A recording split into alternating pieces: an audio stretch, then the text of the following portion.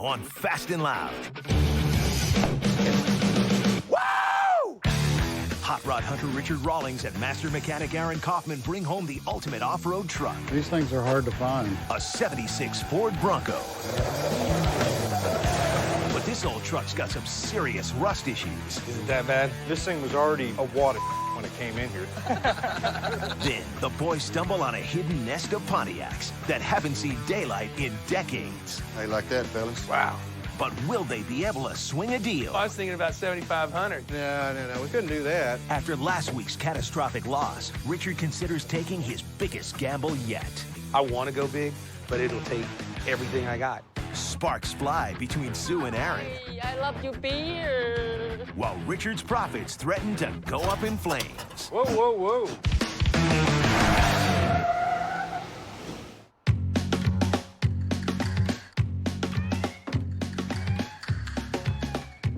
So I've been wanting to build a 4x4 for a while now. And I think Richard finally got tired of listening to me go on and on about it. So he figured he'd finally just let me do it.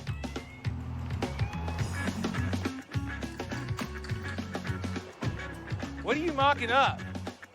Off-road hot rod. I had a conduit, an old motorcycle pipe, and some beat-up tires? Why don't we go buy one? You got one? I found a Bronco graveyard. So I'm supposed to have like 20, 30 Broncos. The little ones or big ones? The early ones, square. You know, like 67 to 75. The little ones. Yeah. Okay. They're not too far from here. So can we load up and go, or are you going to play with your tires some more? Let's go. I heard about this guy, Jim. He's supposed to have a whole bunch of Broncos and Bronco parts, so I figured I'd go out there and see what he's got. The Bronco was kind of like Ford's answer to the Jeep. It had four-wheel drive, removable top, and the whole idea was to go off-road and do it in style. What Aaron and I want is a smaller first-generation Bronco, which was made from 66 to 77.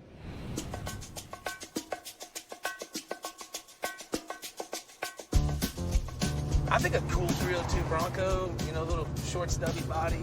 Oh, they're awesome, no matter how you cut it. I like them stock, uncut fenders, little bitty tiny narrow tires, little. Ever since I was a little kid, and I had this little toy. Had a little motorcycle on the back of the Bronco, and I imagined myself like jamming through the desert on it. There's got to be someone out there like me who wants one done gas monkey style. You need to identify your buyer and build it for them. I don't have that luxury. I got to build something that's really cool and keep the money low enough to be able to sell it to somebody and make profit. Why don't you go find a customer for this build first, and then get them to tell us what they want. Then we know we're getting paid for the work we're doing.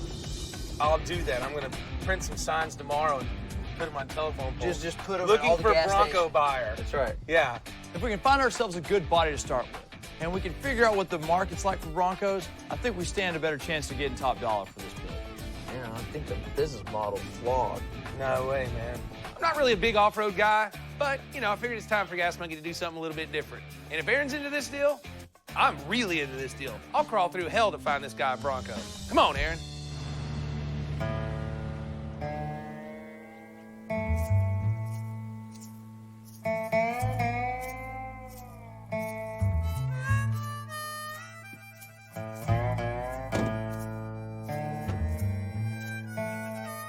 I can see why people come out here to gyms for parts. There's Broncos scattered everywhere. Dude, these all look pretty far gone, though. The real question is there anything here I can work with? Dude, this might be a problem unless they got some nicer ones somewhere. I just was always into off-roading. I used to have dune buggies years ago. Richard Rawlings. Jim Holy. How And you I doing? got into four-wheel drives. What in the world are you doing with all these Broncos? You got a couple of them. Just a hobby that got out of hand. Right on. I liked how these little Broncos perform, so I just bought one. Ended up having over 200 of them over a period of time. So this is where old Broncos go to die? You can't hardly find these old trucks anymore, so I'm just stripping them out for parts and selling parts and using them for my own purpose.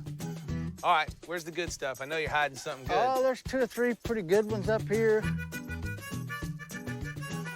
So what's the deal with this little yellow one? Oh, it was a friend of mine's dad's, and his dad passed away. The door won't open. I just got You got a bad neighborhood here? In Nah. your backyard?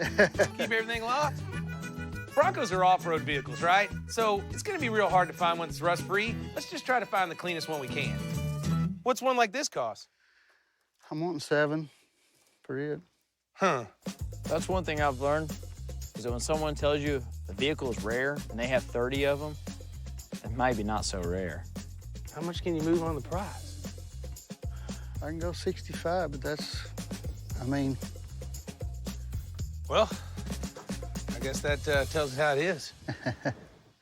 We're not going to be able to put anything together today, sir. There's a ton of these trucks out there. We just got to find the right one, get us a good entry-level price tag, make a killer vehicle out of it, and hopefully sell it for some profit. How do you make a profit? Well, you don't pay too much in the first place. $7,000 for that. There's just no way. Oh, we need something that's a lot closer to 5. I got one last lead that we got to chase down. Guy's got one at his place. Guess it belongs to somebody else, and they told him just to sell it. So we're gonna swing by and take a look at that one. Bronco time. Well, it looks pretty good. Yeah. Well, it's dented on this side. Sure enough, 76 Bronco sitting there. Looks like it's wearing most of its original paint. A few dents and dings, little rust. Look at the rust. That's a problem. Yeah, it's got some there. This one's better than the other ones we just looked at, huh? I don't think it's better, but I'm hoping it's cheaper. how's it going? What's going on, Hey, man? sir. You the one I talked to on the phone? Yes. All right, Mike, how you doing? Good. What's the story with this thing? These things are hard to find. We found we one just today. found about 30 of them, Hey. so they're Yeah, not too I can hard point to you in the right find. direction.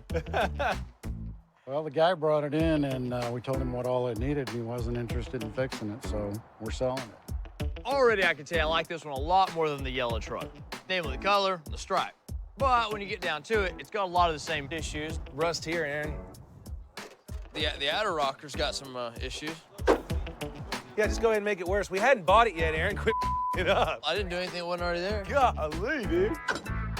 What are you thinking that your customer wants for it? I think we'd like to get 7,500. Jeez. Why does everybody want $7 grand for beat up rusty Broncos?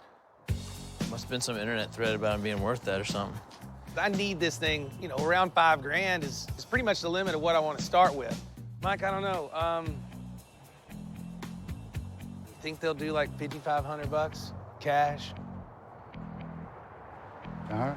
Got a Cool. deal. I just love it when you think it's going to be this long, drawn-out negotiation, and the seller just gives up right there. 5,500 bucks for this? That's a great starting point. 1, 2, 3. Yeah. There you go. You got it. See you guys later.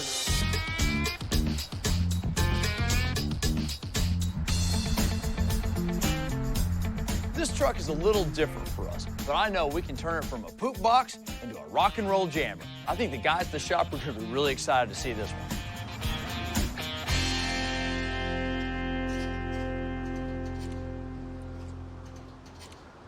It's a Bronco. What's left of it. Really? This is what happens when we're gone? Yeah. We're just waiting on you. Why don't you help us get us off the trailer? We don't even need the ramps, guys. We'll just push it off. Ready? Just go. Hey, Are you gonna go or are you gonna break? hey, you're going to break something unless I do this how I want to. It's got brakes. See, I told you it wouldn't hit. It did hit. Now slow, slow, slow, slow. Roll off. Believe me, I don't need y'all for this.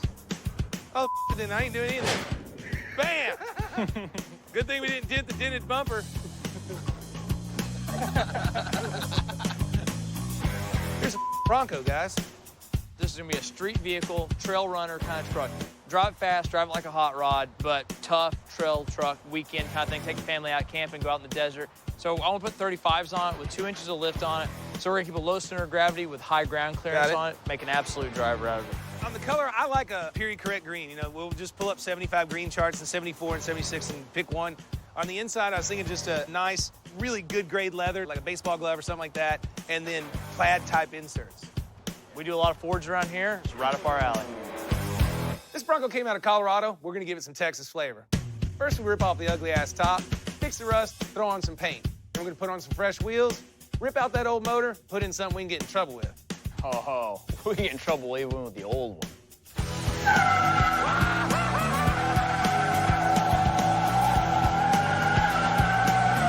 If we trick out this Bronco the right way and unleash its inner badass, I think I can get 30, 35 grand for this thing. But I gotta control my costs. I want it done in 10 days, and I want it off to paint in 3.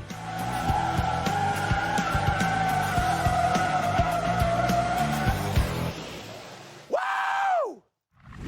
Coming up on Fast and Loud, the Broncos got a problem. Is it that bad? It's pretty bad. And Gas Monkey reaches a crossroads. I'm betting my life, everything I have in the bank.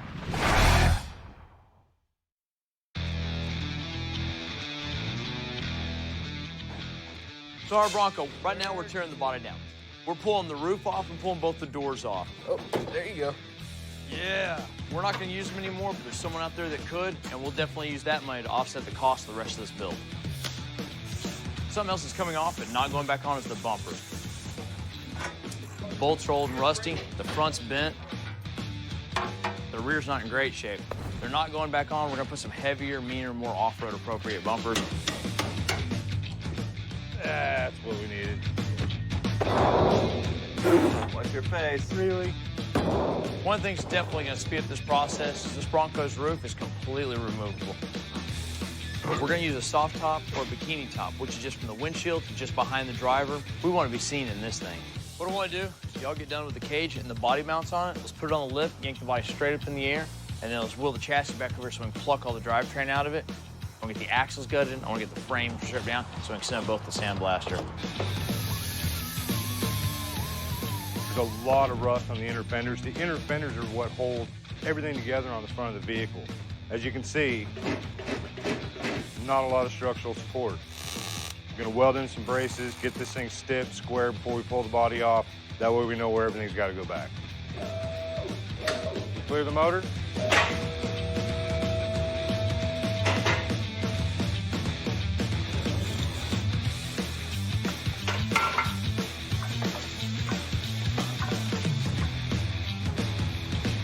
Got it all braced up, got the body pulled off.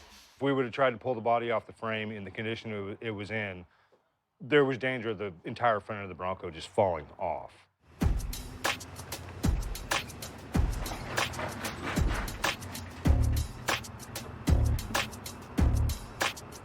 What's going on?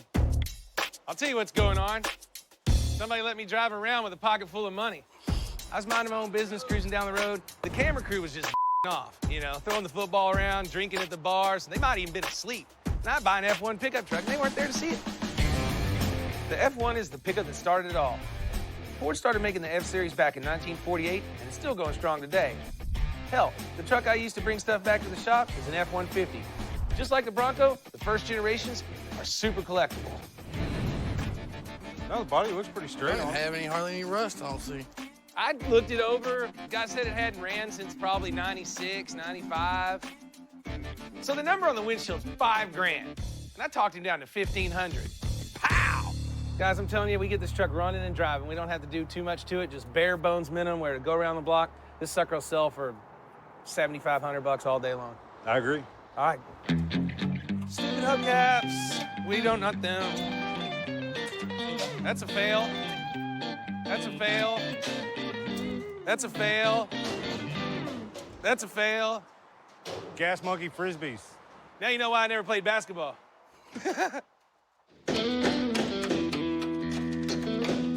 Whenever it seems like it's gonna be a great day, there's always something's gonna come along and bust your bubble.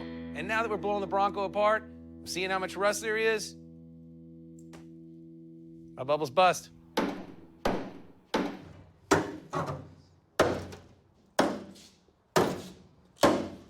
Really?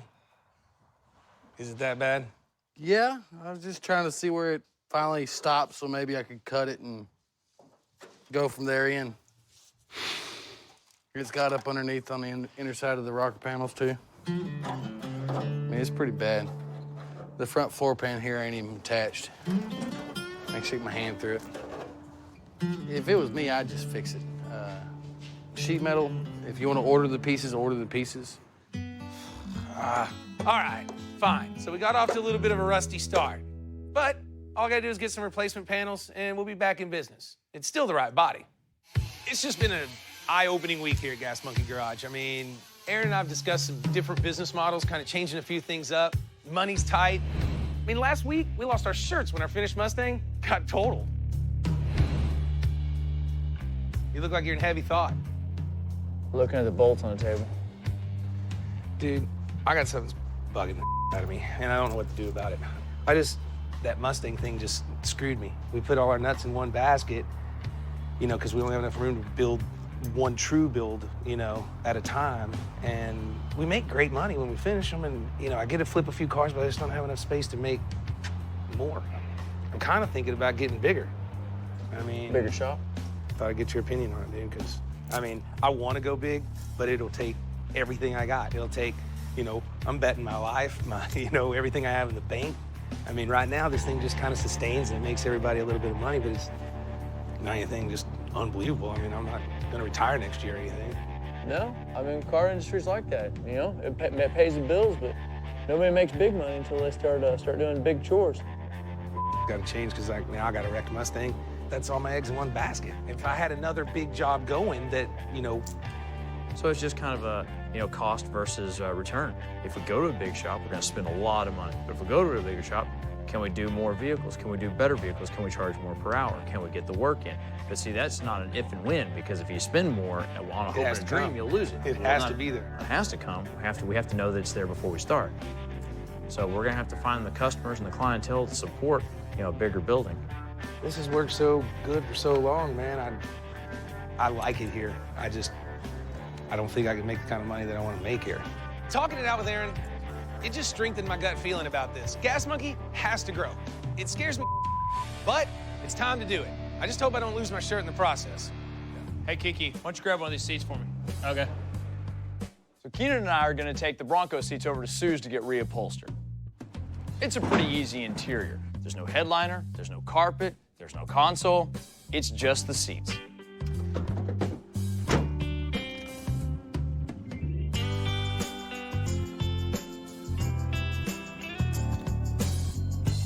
Since Keenan's new around here and has never been to Sue's before, I thought we'd have a little fun with him. Hey. Yeah. You know, you have to take your shoes off here, right? Really? Yes. I'm pretty sure she's Vietnamese, but she's from Taiwan. And it's just, you take your shoes off when you enter someone's home. Can I have respect? Yeah. Respect the elders, yeah. You got it. If you don't, she's gonna charge us.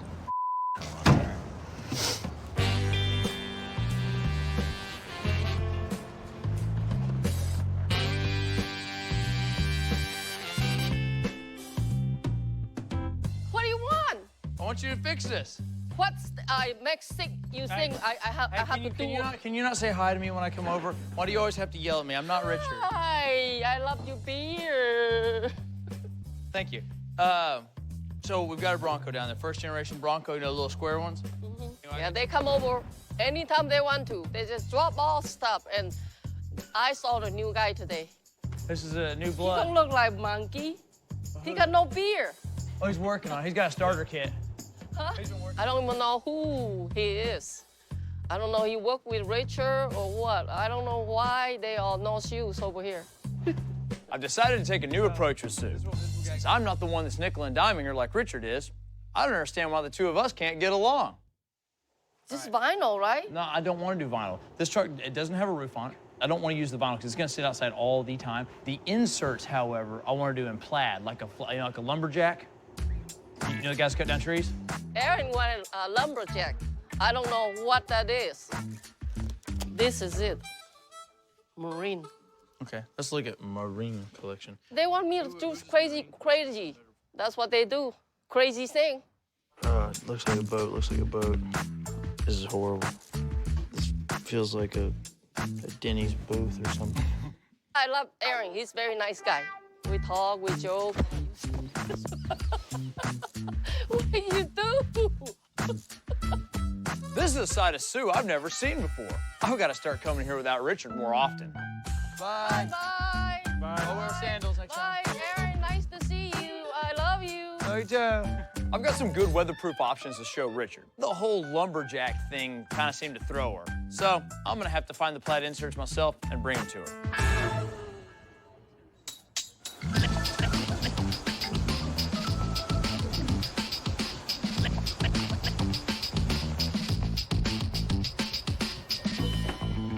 Richard said his truck's been sitting for about 17 years. 17 years, everything's gonna corrode up. Pulled the rotor off, realized that the distributor's bad. It's got way too much slack in it. I may have to find an old used one.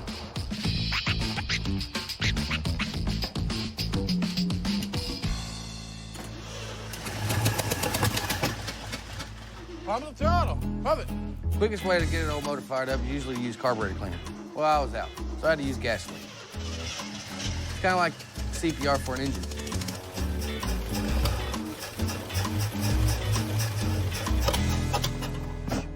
Whoa, whoa, whoa. Of course, when you're doing CPR, the patient usually doesn't catch on fire.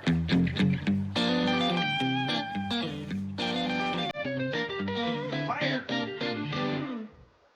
You all right? Yeah.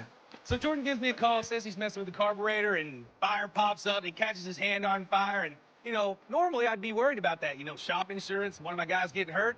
I wasn't there. Come on, I want to see that. If you're gonna do something stupid in my shop or light yourself on fire, I better be there.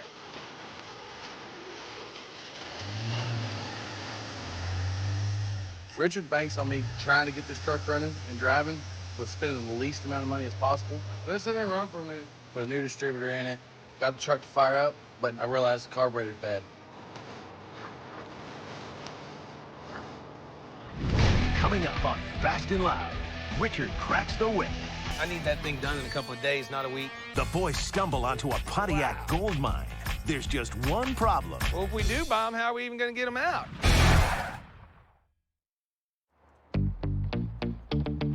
These 49 to 54 Fords are really, really popular. They sell quickly. As soon as we dragged the truck off, I told Brian and Jordan to get on it. They ended up having to rebuild the carburetor, put some points in it. By the time it's all said and done, I got $1,500 more bucks in it, but I got a running, driving, nice truck ready to sell.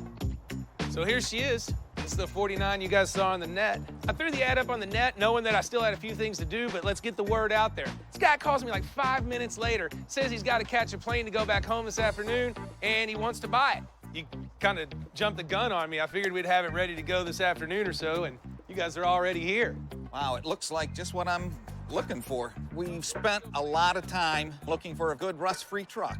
We're from Detroit, Michigan, and because they salt the roads, almost all the trucks down there were just too rusty for my taste. We have got it running, right, Jordan? Yeah. All right. Good. So we got it running. We've spent the last 3 days in Texas, looked at over a dozen trucks, couldn't find what we were looking for. We're flying out today. I was afraid I was gonna go out with nothing. It looks to be, anyway, relatively solid here. So. Well, take a look. I mean, it's not gonna be like your typical Michigan truck. I mean, it's not rusted out in the cab corners or the door bottoms. Yeah, very nice. I went ahead and put it up for sale because I figured we'd get everything done today, so you guys are kind of the first ones here. So old Doug's got this kind of salt of the earth, I'm just an old farmer from Michigan type guy. I don't think so. My money's betting that he's gonna be a hard-ass negotiator.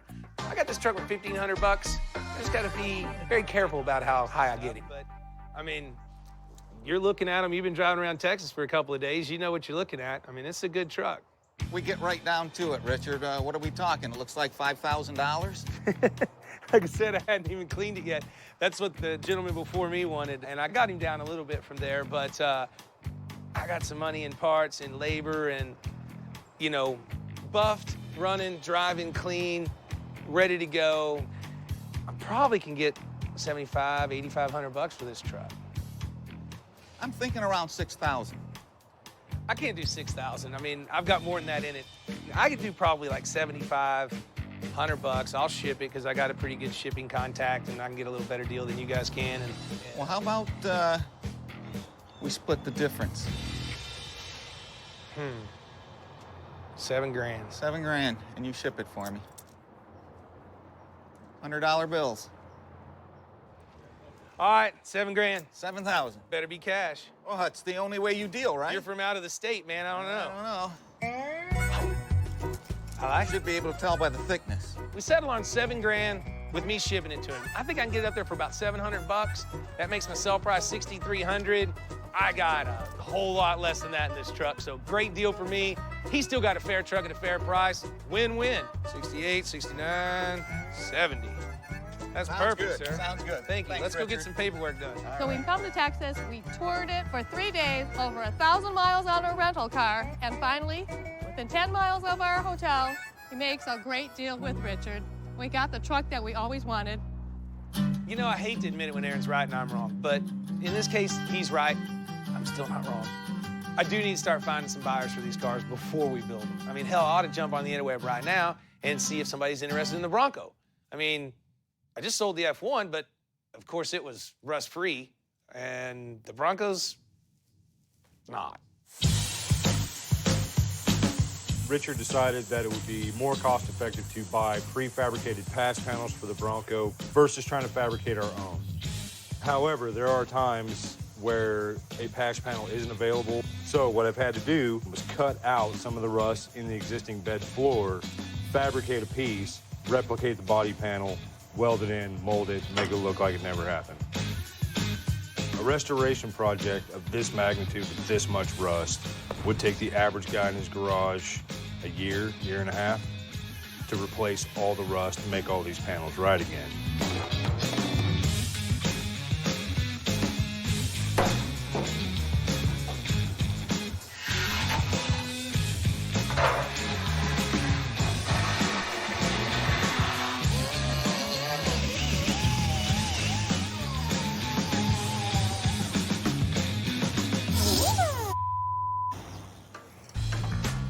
This Bronco really is as bad as I've seen.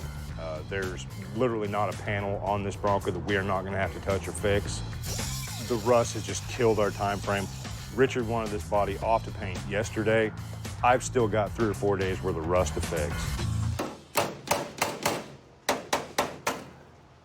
Okay, this vehicle's starting to scare me. What the hell's the deal? We're running into rust that patch panels can't fix. Keenan and I are into this body 4 days, and we're still cutting out rust. The only rust that has been repaired is 3 corners of the bed. This thing was already pretty much a wad of when it came in here. So other than running a tape measure and trying to make it as square as I can, whether or not the body panels are gonna fit. So I went out and saw the Broncos at Jim's place. Then I looked all through the internet. Then I finally find one that I think's gonna do, and I'm getting a little impatient. So what did I do? Acted too quick. 500, sir. Took the first one that came along, and it's a rusty-ass piece of I mean, it's your money, man. If you want me to spend it ruining your T-shirts and laying on my back in a pile of rust and banging on sheet metal for the next 3 weeks, that's where we're at with it. That is the most awesome example of I don't want to fix all this rust I've ever heard. Was that eloquent? Did you like that? Yes. Okay. What do you think, Kiki? I think by the time we get a new body, we could probably have most of it knocked out. Keenan's probably just trying to impress me, but at the end of the day, he's right. It's going to be him and Hacker grinding it out and me kind of cracking the whip. But all I got to know is that I don't turn out in the red in this truck. You guys just keep jamming away, because I need that thing done in a couple of days, not a week.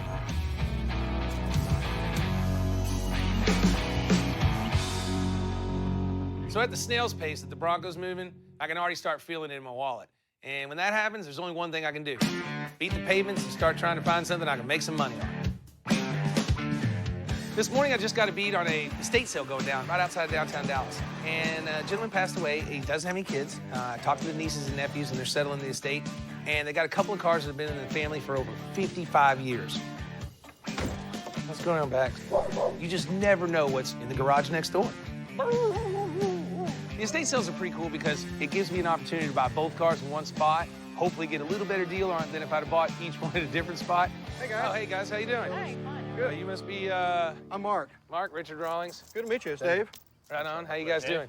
Don't hit your head on that. Well, let's take a look at these cars. Let's go around the back. I hadn't even seen these cars yet, and I already know there's a problem. The garage is fenced off from the alley. Well, if we do buy them, how are we even going to get them out?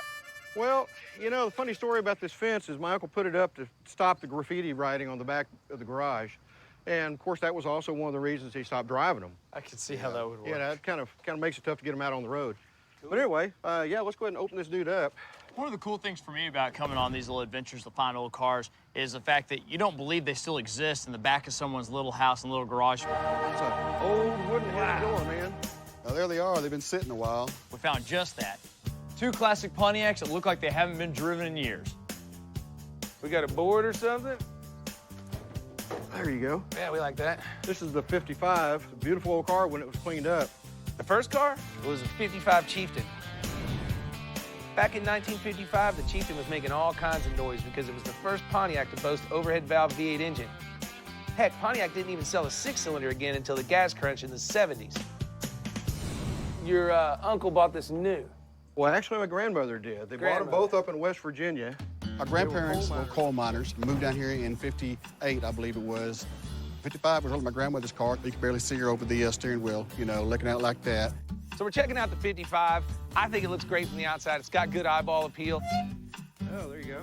Aaron's digging through the glove box and finding all kinds of stuff. Chiclets. Road maps from before DFW Airport was created. I mean, it's a pretty neat little time capsule. Well, this car's pretty cool. Let's take a look at the 40, Aaron. The other car was a 1940 two-door Pontiac sedan. Now, when this was on the road, it was solid, dependable car with plenty of style. Front end's crazy. That's like full-on Art Deco style. How you like that, fellas? Wow. But because it came with a flathead straight-eight engine, it left a little to be desired where power was concerned. Uh-oh, it's got a dent in the front. I really like the Pontiacs, but I noticed something else up there in the corner. And this one's got 2 wheels, not 4. Look at that bicycle. What's the scoop with that? That's an old J.C. Higgins bicycle. I've been told it's worth all kind of money. If we make a deal, are you gonna throw in the bicycle? But we can talk about it. When we find a garage like this, it's pretty exciting to see 2 almost entirely original cars and been in a garage so long. That's neat. Problem is, though, neither one of the cars are incredibly desirable. I really, really wish the 55 was a coupe. It's because it's such a cool body. It's just kind of ugly and dorky with 4 doors. If that was a 2-door, I'd already drove it through the fence. The jury's definitely still out on these cars. I've had some bad luck lately, and the last thing I need to do is take another bath on a less than surefire deal. Coming up on Fast and Loud, the Pontiac owners drive a hard bargain. No, we couldn't do that. And Richard gets the bottom line on the Bronco. How much money do I have in this damn thing? A lot. Pop quiz. What led to the discontinuation of the Ford Bronco? Was it the Denver Broncos' 1995 losing streak, O.J. Simpson's infamous car chase, the introduction of the Ford Expedition, or the introduction of the roomier Ford Explorer? Stick around for the answer. What led to the discontinuation of the Ford Bronco? The answer? C. In 1996, Ford discontinued the Bronco and introduced the roomier 4-door Expedition. Our latest big build, the Bronco, it's turning out to be a rust bucket. It's eating up a lot more time and money than I anticipated. So Aaron and I headed out to an estate sale in Dallas. There's a couple classic Pontiacs that we could possibly flip. The problem is, neither one of these cars are just unbelievably rare or, worth a whole lot of money. So we're just not sure if we're ready to drop the cash on these 2 cars. I think the 55, up, running, and driving, and cleaned, if it cleans up as well as it looks like it will, it's a $7,500, $8,500 hot rod for somebody. The other car, I think, is really the question mark. I don't have a clue what that's worth. Even with the 4 doors, the 55 Chieftain could make a nice little hot rod. The problem with the 40, it's just not the kind of car buyers are looking for. You rarely even see them at auction, so it's hard to gauge the market value for it. Still, they're one owner, and that's what makes it cool. And to have a car you know the history of, they've been in Dallas a long time, almost all of their lives, so they're in good shape, they're not rusty, they're not falling apart. A car like that's easy to clean, easy to get up and running and driving, and hopefully easy to sell. So I'm thinking, why not? I'll take them both if I can get them for the right money. All right, so you already told me on the 55 that you're thinking it's worth around 7 or 8 grand. Yeah. What do you think on the 40 Pontiac? I don't know. Maybe the same, 6,000, 7,000 bucks. Well, I mean, at 7 and 6, that's 13 grand for both of them. I don't think so. Well, I mean, Make maybe a an counter offer. offer. What are you thinking, 12? No, I was thinking about 7,500. No, we couldn't do that. Maybe. I like them. Man, they're cool. How about 11? Can you do 11? Kind of meet me in the middle here or something? I really can't. What do you think, Dave? 10. 10? How about 9 and you throw in the bike? 9 and throw in the back. If that's what it takes to make the deal. 9 grand? 9 grand? Cool, double shake. All right, buddy. Wow. 9,000 bucks. Wow, cool. Now the trick is, how do we get them out? So now I got the 2 Pontiacs, but I can't even get them home until I take care of the uncle's anti-graffiti system.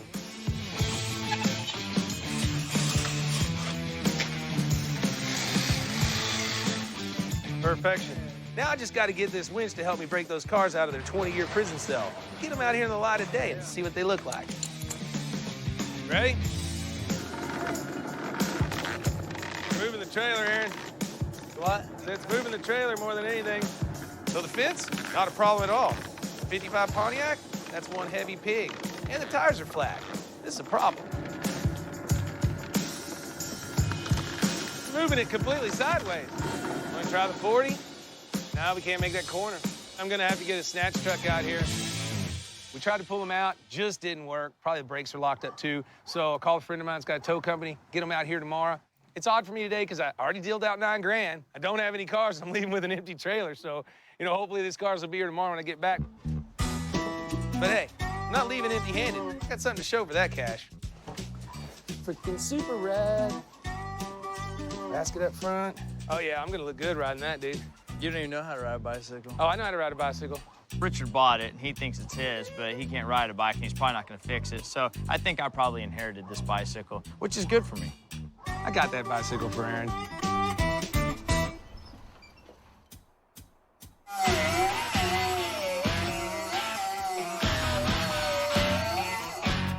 Done. By the time I got back to the office, the guys were already done patching up all the rust on the Bronco. The rust repair looks good, guys. I dig it. It's coming along. Y'all ain't worn out about 400 drill bits yet? Normally, that'd be good news. Only problem is, Richard only wanted to spend 10 days on this Bronco, and we spent 7 on rust repair, and I've still got 1,000 modifications that we're scrambling to get done before I can hand it over to Casey, like the suspension.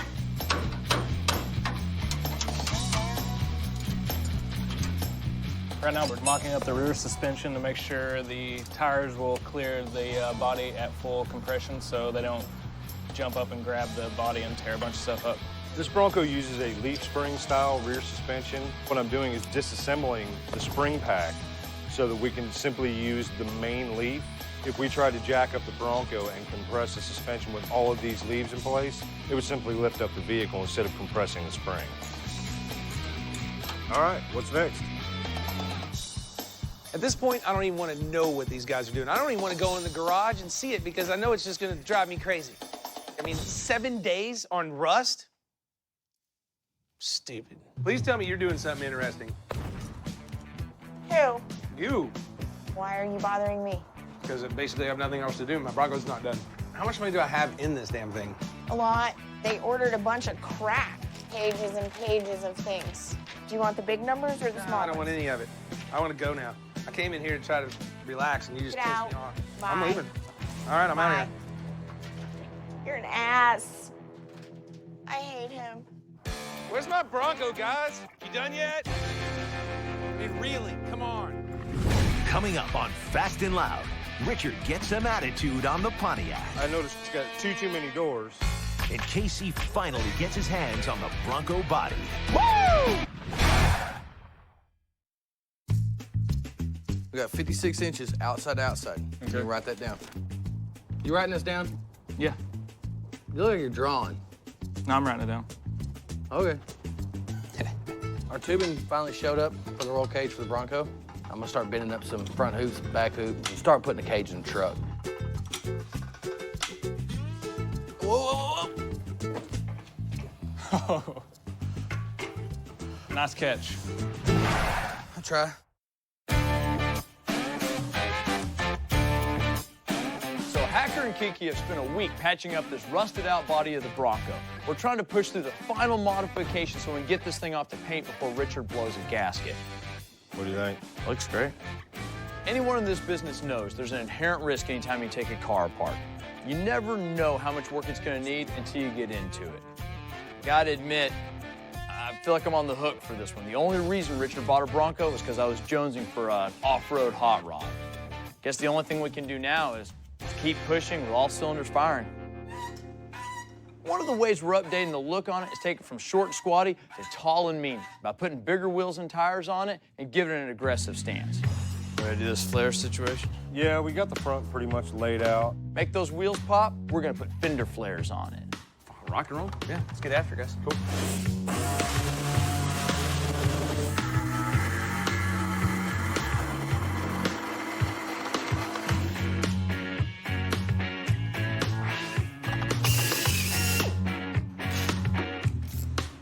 They look pretty good on there. To be honest, I would have loved to have done custom steel fenders on the Bronco, but it's a lot less money and a lot less time to go with the fiberglass instead. Richard's always complaining about how I'm making him open his checkbook and spend money. Well, I can save money if I have to. Look, I'm doing it right here.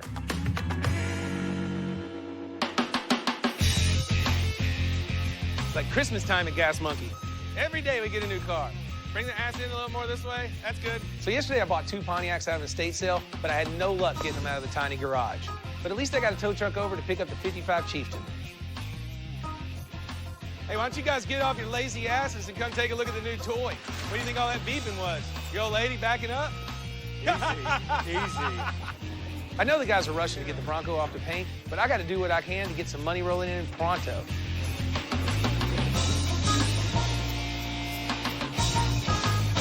Thanks, man. All right, guys, lay it on me. What do you think? Here's the thing. I noticed it's got too many doors. Right away, Hacker nailed me on the car's biggest weakness. It's a 4-door. With most hot rod buyers, that's a big negative. Look at it this way. These old Pontiacs are harder and harder to come by. They have specific front ends on them. You can part it out for what you got into it. I ain't parting out anything. Y'all are gonna get it to run and drive, and then I'm gonna sell it. So get after it. It's been a running joke around the shop that, hey, we're gonna get the Bronco body off to Casey's shop today. And it never seems to happen. Lunchtime's not done. By the end of the day, I'm just like, well, maybe tomorrow. Gotcha. But today, it's actually gonna happen. It's ready. Woo! A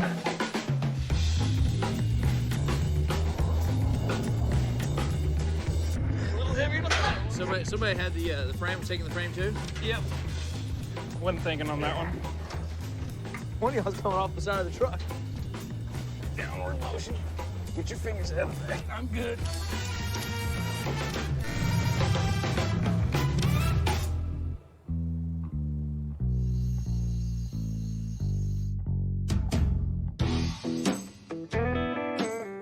Well, it's been another long week at Gas Monkey Garage.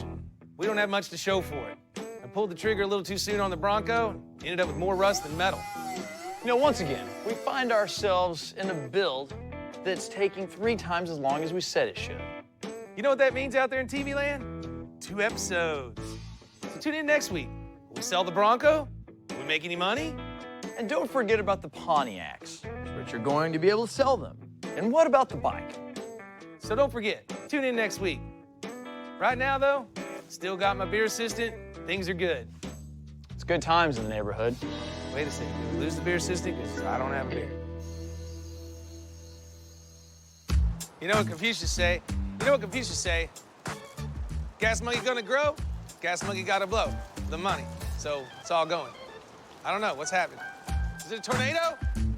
So we're gonna get a new building. We're gonna give it a shot at the big leagues.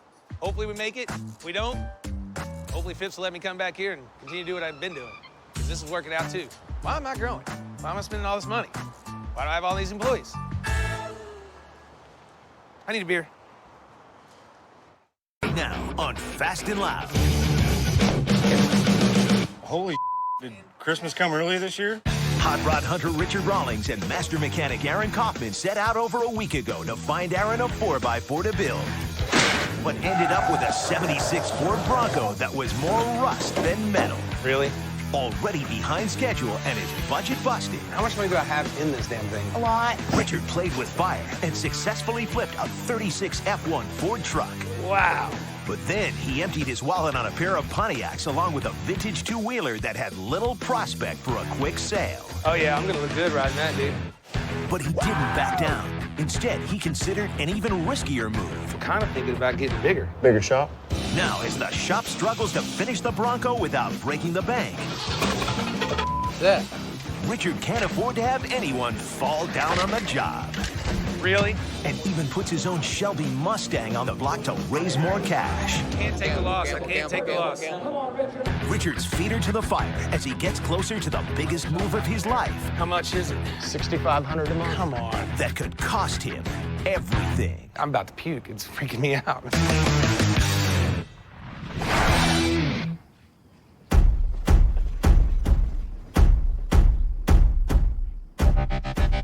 So it's day 11. 11 of the Bronco build. And if we were on schedule, you'd be watching a reveal right now. But pretty hard to do that when Bronco's not even close to being finished. What's worse, I'm way over budget, and there's not a damn thing we can do about it. Some people like to blow off steam by like going to the gym, jumping out of airplanes or whatever. My deal, I gotta get in a car, I gotta go fast, sling myself around some corners.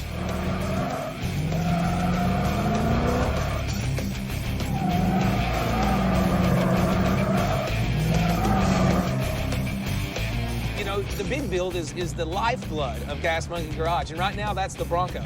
And it's way over time, way over budget, and it's taking up space. And that's something I don't have to waste right now. As long as that car's still sitting there, that means it's not another car in there making me some more money.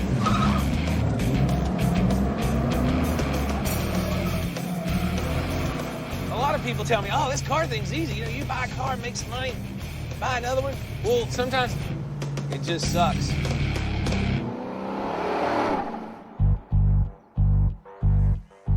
So understandably, Richard's a little upset about the Bronco, but it had a lot more problems than we expected. It needed a ton of rust repair. It was well over a week before we could even get the body out to paint. At least the motor showed up yesterday, so I'm gonna have Brian and Jordan get that thing installed. This is a big carburetor. That's gonna work beautiful. It's a Ford racing motor, a Crate 302 that's gonna make the original motor seem like a lawnmower. It may not be big, but at least it's powerful. It's gonna wake the neighbors up for sure. Start letting her down. Normally, we don't have enough time to drop the motor in before the body comes back for paint. Slow down, stop. But truth is, I'd do it this way every time if I could. And we're so far behind schedule on this build, this should actually save us some time when we do get the body back. It's a win-win for me.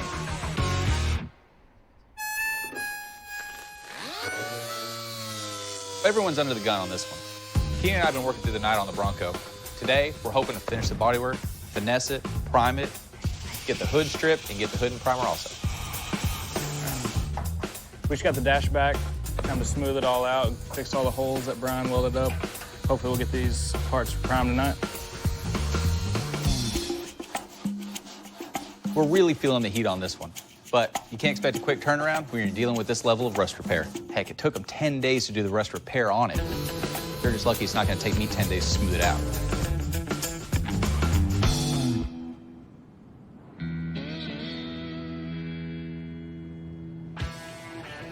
Well, I think I feel a little better, but I feel a whole lot better. I knew we had some cash coming in. The other day, I picked up a couple of classic Pontiacs. These are one-owner cars that had literally been fenced into a garage. So who knows how long it's been since they've been driven. Aaron's checking them out for me. The 55 looked like it was in pretty good shape. But the 40, I'm not so sure about that one. What do you think, man? So we pulled the plugs, cleaned the plugs, and then re-gapped them. Fuel pump, I have no idea if it's good or not, but the fuel line that supplies it was bad and broken, and then I tried blowing the fuel line out, and it stopped up, so it's not gonna work. But let's just see if it'll run. Why don't you come over here and hit the starter button? I can do that. This might be the most work I've done today. As you probably know, I believe that all motors share a common trait. That is, that they all want to run. And sometimes it doesn't take much work from me. Where's the starter button at? Look at the starter. I see that. Am I going up or down? Down. Go ahead. Ah! Again. There you go.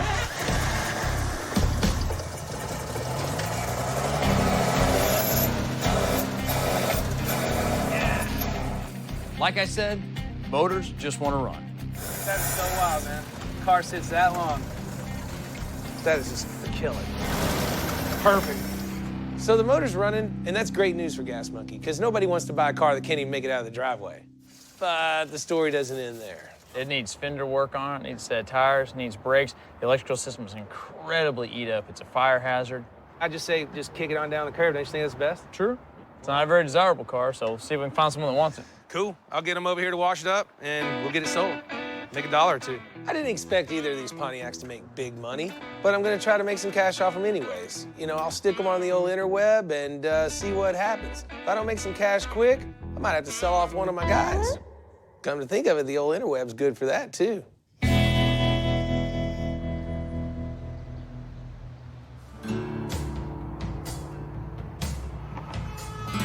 If there's one thing this Bronco's taught me, it's if Gas Monkey's gonna survive, I gotta do more than one build at a time. Here, we just don't have the space for it. So I kind of put the feelers out, I've been asking around town, and a realtor called me back, he said he's got the perfect building for me. So I'm going over to check it out. Richard, good to see you again. Dude, this place is huge. How big is this thing? A little over 18,000 square feet, over an acre of fenced yard for you. Free span building, there's no poles, so it'd be ideal for your cars and bikes. You don't have to worry about running into anything. You know that first day in high school when you walk in and everything's just kind of crazy big and scary? That's kind of how I feel right now. I think I'm gonna hold on to my lunch money. Tour me around, show me what it's all about. Of course, as I start looking around, starting to get kind of excited. Here, maybe we can do, a whole lot more just buy and sell, keep a little bit more inventory. And then on the big cars, maybe we can do 2 or 3 at a time. The metal shop back there, have all this area right here just like to tear down. And I like that other room over there because I bring paint in the house. Right now, we're traveling an hour and a half each way to Casey's place. I'd love to call this Gas Monkey home. I mean, this is a little more like a world headquarters. How much is it? $6,500 a month. Come on, how about 5? He's got 2 other offers. Richard, I've been working in this neighborhood for over 30 years. This is once in a lifetime. Really? You've looked at buildings too. You know this is the right one. It's not just the building. I mean, then I got to get enough employees to do enough work to help pay for it. I mean, I'm about to puke. It's freaking me out, man. This is a big move. This is probably one of the biggest decisions I've ever had to make. I've got a bunch of guys and girls that work for me, and everybody can take care of their kids and their house and stuff like that. By me taking a gamble with something this big, if it implodes, I could be hurting their families and their livelihoods, and I want to make the right decision. Just 18,000 square feet is a lot. You say you're growing. We are, but you can hurt yourself real fast if you try to get too big. I got to get Aaron over here and check it out. I appreciate you showing me around. Truth is, I don't even want to talk to Aaron about this right now. Only thing I want to talk to him about is finishing that damn Bronco. And besides that, until I know if I can even swing this financially, there's no sense in opening that can of worms. I don't think you could go wrong with it. Yeah, I could go bankrupt.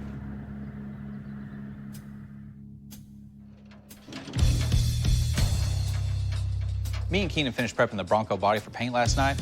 Now it's time for me to lay down some of my Casey voodoo magic. I know we're a little behind on this project, so I'm gonna do everything I can to speed up the process. Oh my God. What do you think? Aaron chose a shade of green called Pine for the Bronco. It's similar to one of the original colors from the 70s. I'm actually putting some green into my sealer coat that I'm spraying first. That way, whenever I lay down the actual color, it doesn't take as much paint to cover the whole body. Just the paint alone for this truck costs over $1,000. So Richard's always looking for a way to cut costs, and Lord knows we're already over on this one.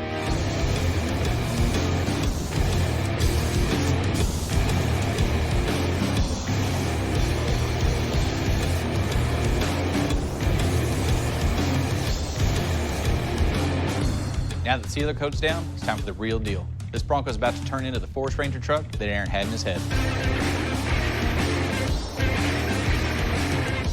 I know Richard wants his Bronco back yesterday, but I can only paint so fast.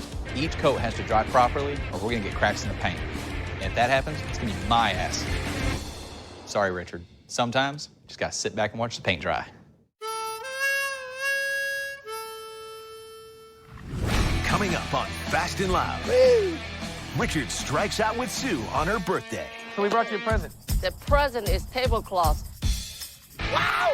They're a rip, Tater Chip. And bad luck at an auction has Richard on the ropes. I'm 40 grand in it. I cannot take a loss.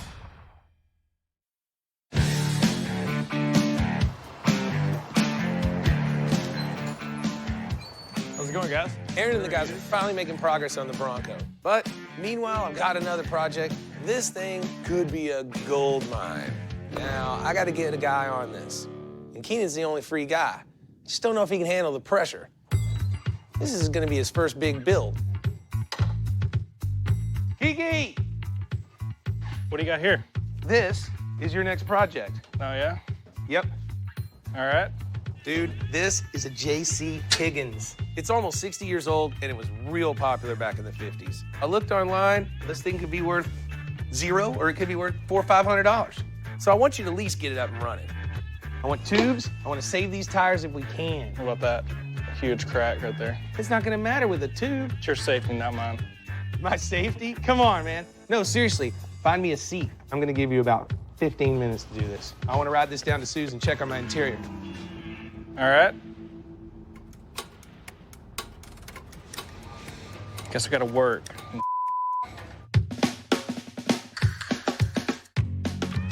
You know, knowing Keenan's doing his first solo build makes me kind of sentimental. Makes me think back on my own career and the special skills I've had to develop to do this kind of work. There's like 1,000 patches on here. To begin with, you can't be afraid to make mistakes. They're gonna happen. Sometimes you miss a solution that's right in front of your nose.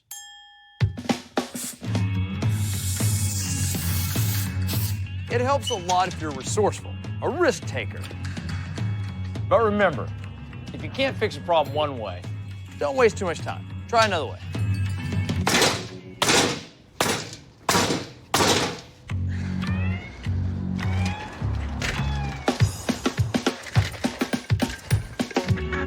Really? Is this how you test ride the bike? And of course, no matter what you do, there's a good chance Richard's gonna find something wrong with it. What the is this? What? Why would you put new grips on? Where are the old grips? We're trying to make it look old and keep it looking like, you know, it's just refurbished. Look at the rest of the bike. It's got new tubes. They're inside the tires. Sometimes I wonder about you, son. So I gave Keenan 15 minutes to do the bicycle. It took 3 hours. This guy's gonna fit in fine here. See if this works. That's how you do a burnout without falling down. All right, massive failure on the grips. All in all, good job. So it seems like Kiki did all right on his first build, but I don't know until I take it out on the road. Woo! Guess we'll just carry this rug over to Susan. See if she can't match it up to something to do the interior on the Bronco. When I dropped off the Bronco seats for Sue last week, we didn't really make a decision about the material because she didn't have the lumberjack plaid I wanted for the seat inserts. So, I had to find it myself.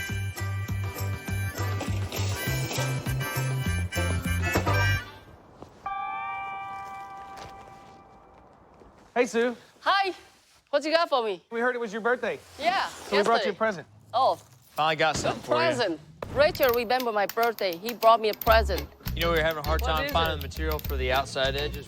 We didn't want to get it because we weren't sure about the insert. Well, we finally have the inserts. It's just for For this. the inserts, just for the insert. The present is tablecloth. It's for his Bronco seat. He's cheap Charlie. Carry material to my shop, say it's my birthday present. Ridiculous. So we gotta do it this way, right? No. Sue seems a little touchy today about her birthday. How was I to know? So I'm ready to get back to the business at hand. We settled on tan for the rest of the seat. I really wanted kind of governmental park ranger look for the truck. Tan's the obvious choice. Because of how thin this material is, you're gonna wear right through this in a couple days. Oh, So this right here, I'm gonna okay. I put a piece of cloth back here. strong. Something Mhm. strong. All right. So now I'm in the doghouse in this whole birthday thing, and I think she's gonna hit me like high on the price, and I don't really even know why she's complaining. I mean, I'm giving her business, and that's what old people need. So how much? That's what I need to know. You know me. Money's. You know you?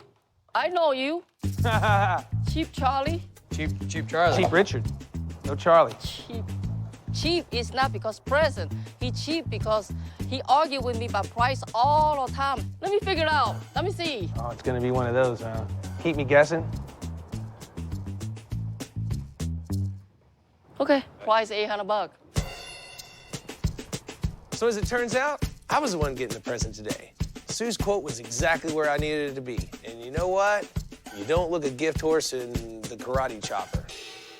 $800. Oh, I'm down with that. All right, cool. You got a few days, then we'll be back. All right. Bye, Sue. Bye-bye. You know, Okiki did a pretty good job on this. It looks like it. I don't know if it's worth anything or not. I mean, I guess we just chunk it on the net. I mean, at the end of the day, if it's worth even $50, it's $50 more than we had.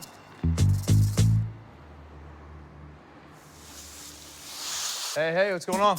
Hey, what's up, man? Just finished buffing the last piece, actually. Cool. I like this color a lot. You know, sometimes you're not sure if it's wrong or too much. Or... It's very Border Patrol-y. But we want that park ranger feel, so. I think you hit it. So the paint on the Bronco is finally done, and I couldn't be happier. It looks great. The last time I remember seeing any paint near the Bronco, me and Casey were holding up 2 small chipboards trying to pick out colors. I think he nailed it on this one. Oh, look at this jungle gym. That sucked to paint. Yeah.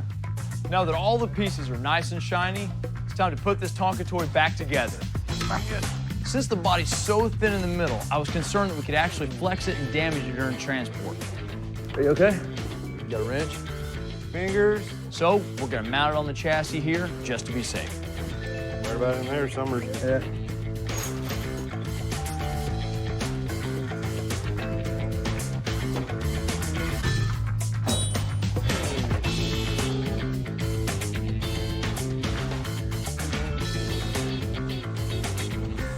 You know, at a point like this, I can kind of see the end in sight, and so I'm ready to really get the hustle on. You know, sometimes it gets so long and drawn out. Rock and roll. But now it's time to pick up the pace and get this truck finished. Now that the body's installed, we can begin doing the rear bumper, putting the roll cage in, putting the seats on, getting the dash in. We've got a lot of work ahead of us. It's time to get started.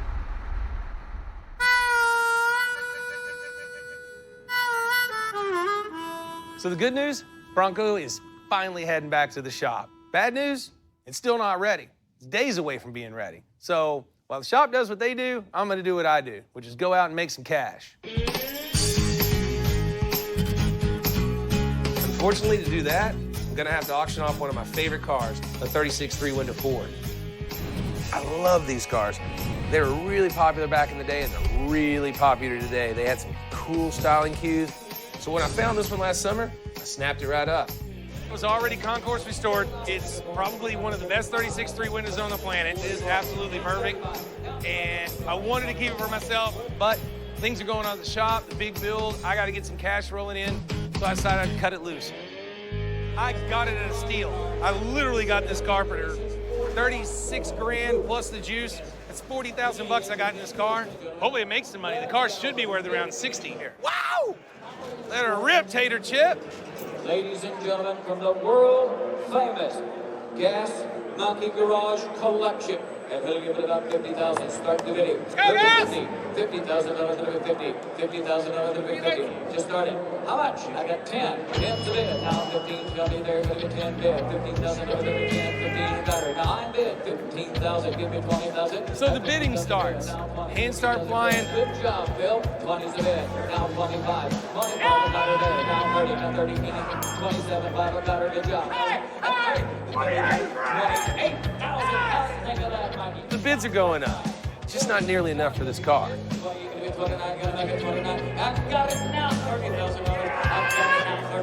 We're hardly halfway through to the 60,000 I needed. Man, it's moving really slow. I need 40K just to break even on this car. But when it clawed its way to 33,000, you know what happens? Nothing. It starts getting stagnant. Listen, Jimmy, I've got Mikey in at 33,000, 34. At 33,000, 34. Man, you said you had some more people in the room. Where the are they? Kenny, tell Richard, let's lift the reserve. Let's level us for sale. And sure enough, they're begging me to take the reserve off, and I'm like, I can't take the loss. I can't take the loss. I cannot take the loss. I'm 40 grand in it. It is probably one of the best ones in the world. At 33,000, 34. Come on, Richard. At 33,000, 34. Just put your hand in the air, ladies and gentlemen. Come on, buddy. You brought him here to sell. Let's get him done. Let it go. Hey! And the reserve's off. Ladies and gentlemen, he's selling it today. Last call at 33, 34, 34. He said no, and I said no.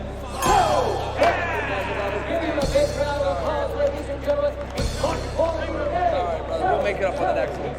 So.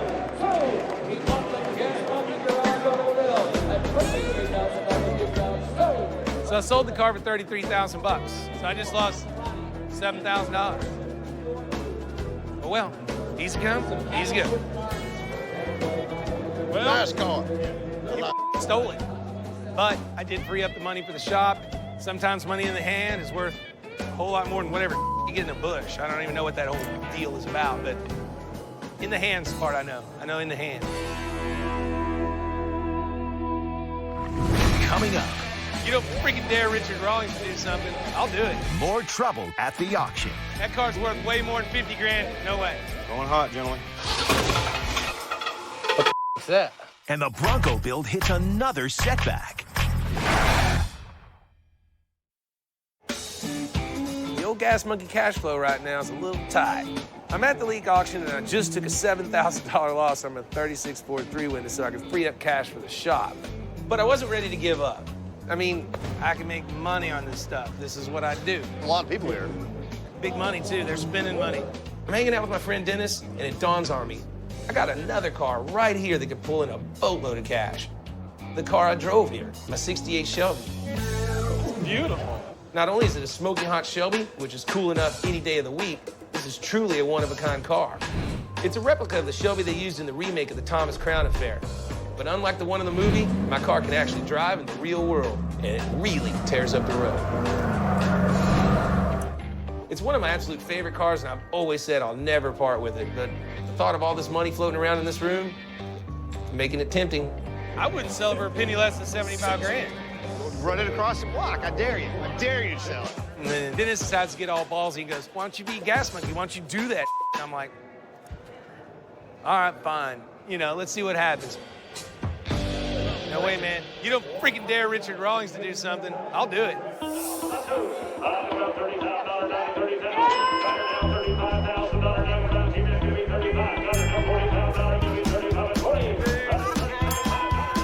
Somebody's gonna buy this son of a bitch and I'm gonna be pissed off.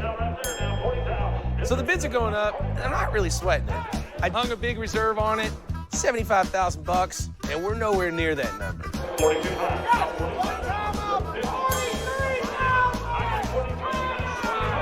I think if you dance around for a minute, it'll bring more money. That's hilarious. As you probably know by now, I'm not exactly adverse to having a little bit of fun.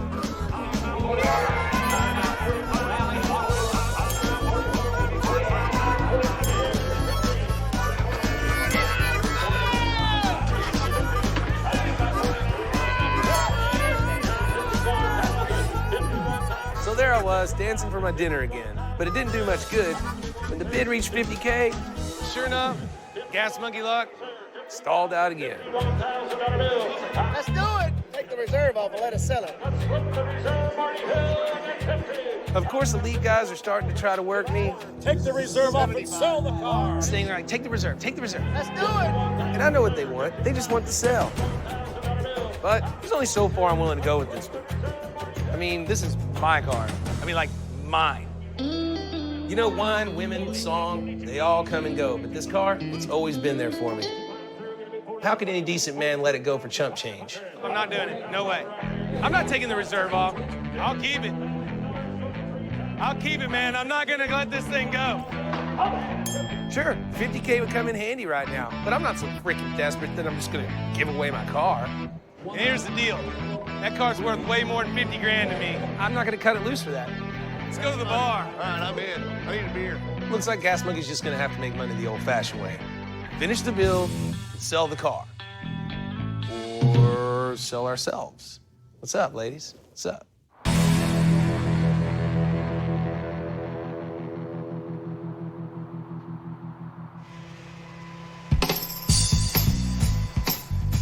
When we picked up the Bronco from Casey's, it looked great. But there was still one more thing we needed to do before we could bring it back to the garage. We put a bed liner in it. Looks like they shot it this morning. Probably. It's a polyurethane spray that'll protect the interior from the elements, especially because we decided to lose the roof. Looks good to me. Well, good. Now we can get some work done on it.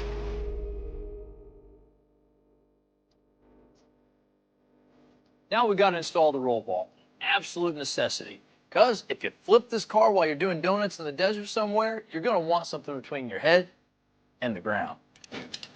It's going to be a really tight fit. We're using ratchet straps to squeeze the bottom together to keep the mounting plates out of the way until we get it in. All right, everyone, let's be really careful with this. Let's take it nice and slow. We're taking every precaution. We spent all this time and money on paint. The last thing we want to do is scratch anything as we're putting it in. This is just one more thing we could stub our toe on.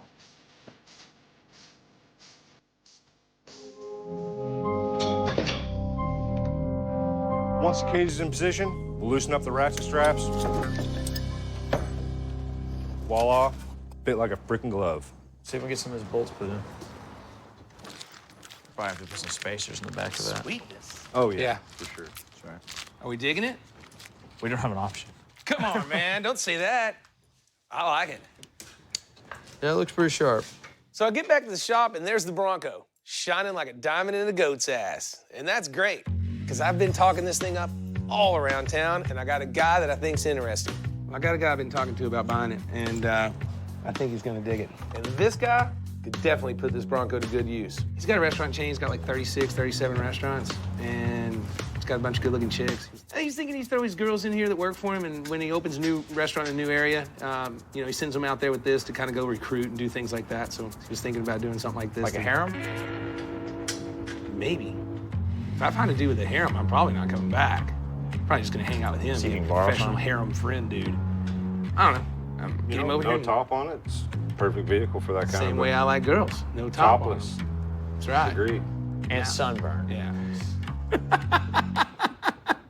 The guy's actually gonna stop by the day after tomorrow, so we're gonna get this wrapped up and ready to go by then. You guys get back to work. I'm gonna take my beer, then I'm gonna leave. So the Bronco's finally looking like that dream 4x4 I envisioned, but we're not home yet. We dropped the motor in a few days ago, but we haven't had a chance to fire it yet. Going hot, gentlemen. What's that? Something spinning. I'll check it again. That's not the sound you want to hear. Something sounds like a blender with a bunch of rocks in it. All right, the coil wire's off. You need me to bump it? Yeah. Bump it. Ooh. What? The flywheel's riding against the shield. Riding against the block separator plate? Yeah. It's not good. Man, it's sitting flat on it. In pretty simple terms, the plate that goes between the transmission and the motor had dimples that were hitting the flex plate. We had the spinny part and a not so spinny part, and they're touching each other, which I guess could be cool sometimes, just not in this case. So, a lot of sparks, a lot of noise, something we're gonna have to fix. This flywheel's not gonna work with this plate. It's gonna have to be a flat one without the divots. So that means the transmission transfer case and everything have to come out. Yep. Awesome. Major bummer, because the Bronco's gonna have to go back on the lift. We're gonna have to take the transmission, transfer case, and drive shafts back out, and this is time we don't have. Richard's bringing a potential buyer by the shop day after tomorrow, and no one is gonna buy a truck that doesn't run. We should have fired this before we put the body on it. 24 hours later. Back where we started. We've got to get this thing done.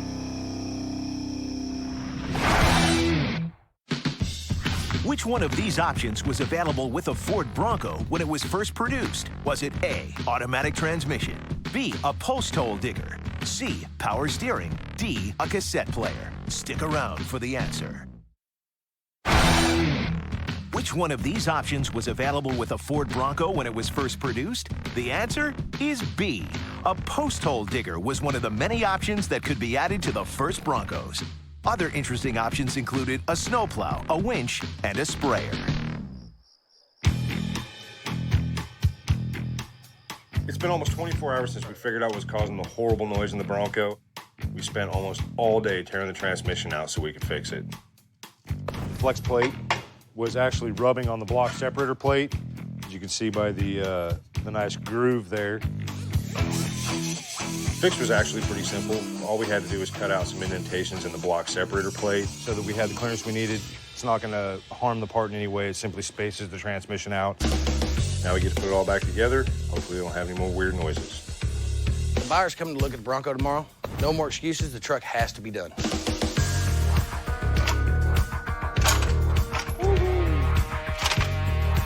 No mechanic ever wants to hear you have to pull a transmission back out. Unfortunately, it just opens yourself up for more problems down the road putting it back together. Bronco's been a problem from day one, and it's fought us every step of the way. Continuing saga. Well, hell, for the 4th time, it looks pretty good. I think y'all are getting good at this. You know what? We could probably make a living at it. Oh, no, I'd be careful about that. I use that term loosely. So we've got the transmission reassembled. Now, we've just got to fire it up. Again. I don't think,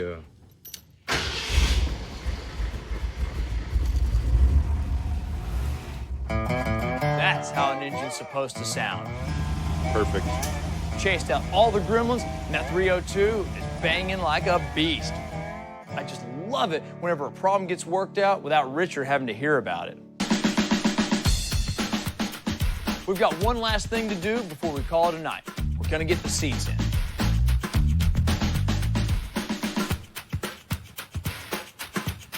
There were times when this build felt like a game of whack-a-mole. Fix one problem, another one would pop up. But we're finally ready to go for tomorrow. It wasn't easy, but we finally busted this Bronco.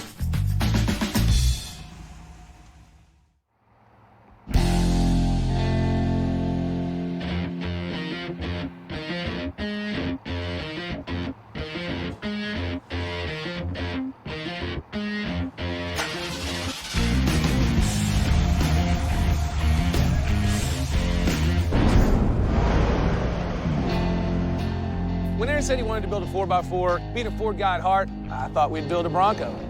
We were gonna try and build it in 10 days, but it was quickly evident that that wasn't gonna happen.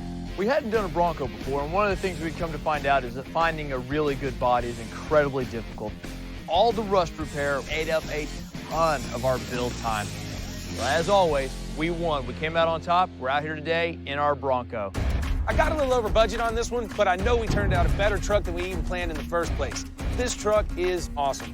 So I wanted to keep the stance fairly narrow and not incredibly tall. So it's got a small lift on it, but we've stuffed some big tires in it. This truck rolls on 35-inch tires on 17-inch steel wheels. These are Dodge takeoffs off of a late model Dodge pickup truck. They've just been machined to fit our Bronco. Didn't spend much on them, so we could spin it on the motor. Which we did, a lot. The old motor, not enough power, so we put an FRPP crate motor in it. We changed the bumpers, we took the factory ones off, and we built 2 bumpers for it. The front frame rails have actually been bobbed and pulled back so we could have a nice, clean, tucked look. We're carrying a full-size spare in the back with a skid plate for the gas tank. The cage wasn't gonna work. One of the reasons we built the cage like this, the T-style, is so that getting in and getting out of the Bronco, you don't hit your head. The guys knocked out a really nice tan and green paint job. Couldn't have done it any faster. I don't think they could have done it any better. This is exactly what I was after. Being that Sue's from Taiwan, I think the fact that I tried to explain lumberjack interior, she wasn't getting it. Lumber's not a big export from Taiwan, but I'm really happy with the color. You know what, it looks great. Other than that, this is basically the same truck with a lot more attitude and a lot less holes in it. Well, Aaron, let's go herd some of these cows. Wow! Here I come, you damn animals!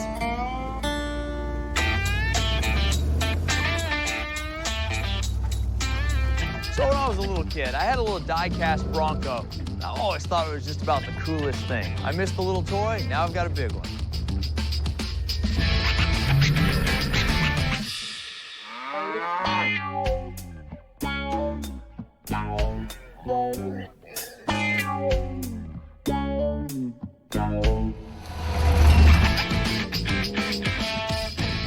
Once this Bronco started coming together, I started thinking of who's gonna be my buyer. And let me tell you what, this thing fits a friend of mine to the T.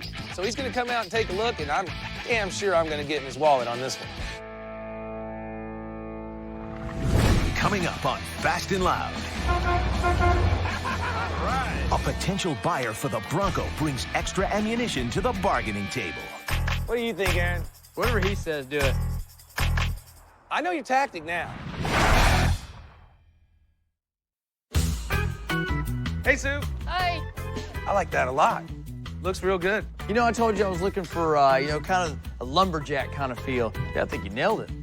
You can make a couple T-shirts for you guys. Make a couple lumberjack T-shirts? Yeah. I wouldn't mind having a lumberjack T-shirt. Oh, I'm super down on with that. Skirt. With skirt? Can you... Shirt with skirt. Oh. Only if you fray the sleeves, though. I want sleeveless with the little fray. Yeah, you look good on that. I look good in everything.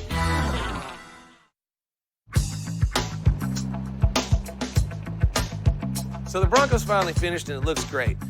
But now I need to get it off my hands.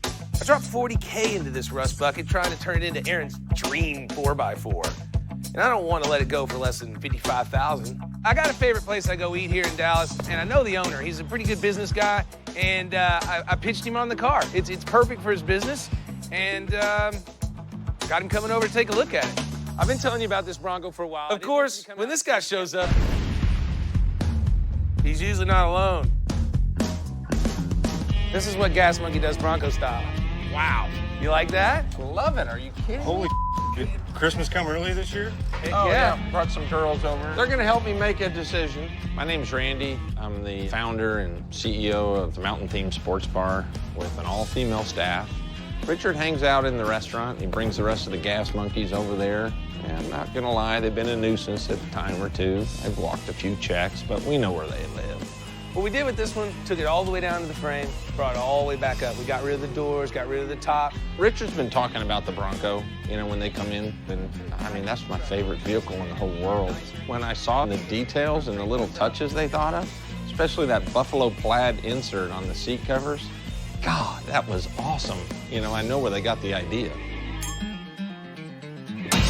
Look at that. Oh my God, look at that engine. It's beautiful. Wow.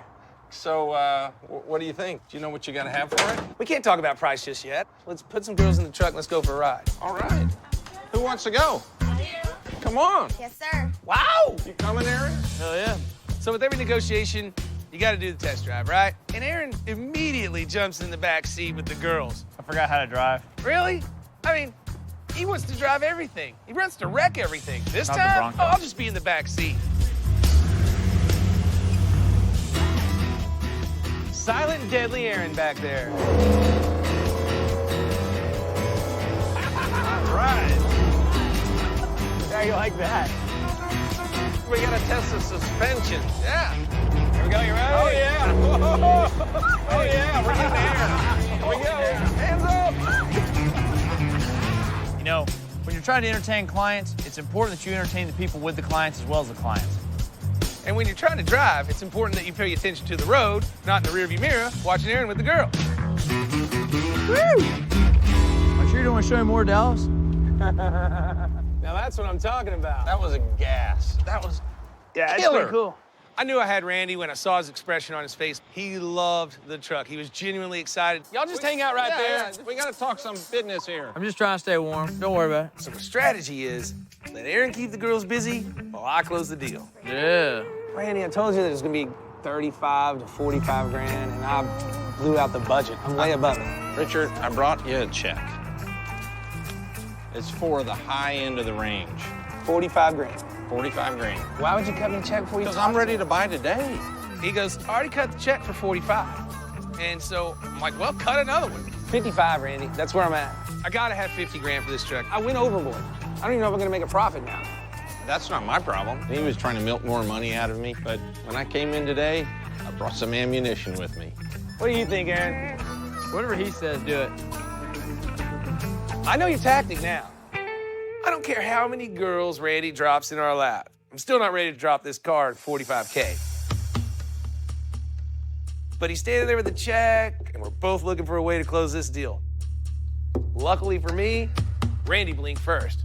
It's getting late in the day. I can't go get another check now, but I got something for you. What? I like you, and you're good to the girls over there. So I'm gonna give you a $5,000 tab at the restaurant. A 5 grand tab, so basically I'm getting 50 You're G's. getting 50 grand. I could get pretty loaded on a $5,000 tab. Okay, you can. All right, that's the deal. All I right. like that. I'll take that in a Do heartbeat. I get to keep these? Huh? Do I get to keep these? Yeah, we worked that into the deal. You girls are going home with right. Aaron. We're gonna go eat. I'm hungry. Brought you some things from the restaurant. I hope there's some beer in here. Randy got a great deal on the Bronco. It's gonna do good for his business. It's gonna be a good product for him to drive around and show off. And we got $5,000 to go blow at the bar. It's a great day for Gas Monkey. Oh, muchas gracias. I thought I was pretty quick on my feet to think about throwing out that bar tab. He had me over a barrel there. He didn't. But I couldn't be happier. It's a one-of-a-kind vehicle. Good job, guys. Remember who's bringing in the money and the chicks. Get it right. Thanks, Richard. All right, so I know you guys had to watch this for 2 episodes. It took a little longer. I bought the wrong truck. It had rust in it, and it just got out of hand. Spent too much money, but you know what? We gave back. You got to look at some boobs. Freaking come on. So, Not all the way, but close. well, towards the end. Got to keep you guys watching. Well, there's a couple of boobs building it. The Gas Monkeys started this epic adventure in a land of lost 4x4s, looking to satisfy Aaron's itch to go off-road. So this is where old Broncos go to die? They settled for a '76 Ford Bronco that was nowhere near ready to buck. Rust repair alone cost more than Richard paid for the truck. Okay, this vehicle's starting to scare me.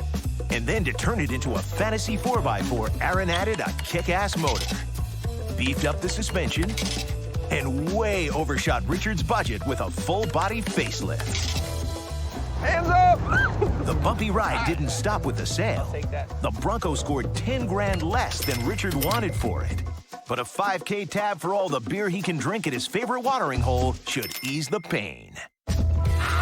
To generate some cash, Richard tried to auction his prized 3-window coupe.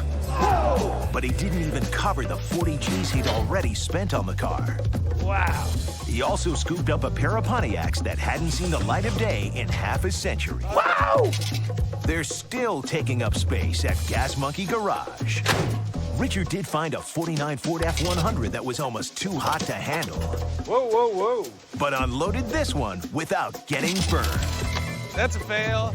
10 days of brutally hard work only left Richard with a mere 3,300 reasons to crack a beer. Wow! Get along, little doggy. Get along. You got 4.5 hours. 4.5 hours. 4.5 hours. Starting an hour ago. Rear end has been gone through probably 7 times by now, I think. Who's rear end? What'd you do on the bumpers, Aaron? How do I get that job? I'm gonna kill my guidance counselor right now. Dropping out of college was the best thing I ever did. আজকে আপনি চাইলে 10 minutes নিতে পারবেন পার্টিসিপেন্টসদের থেকে যে কোনো দুজন Oh my God! What a power!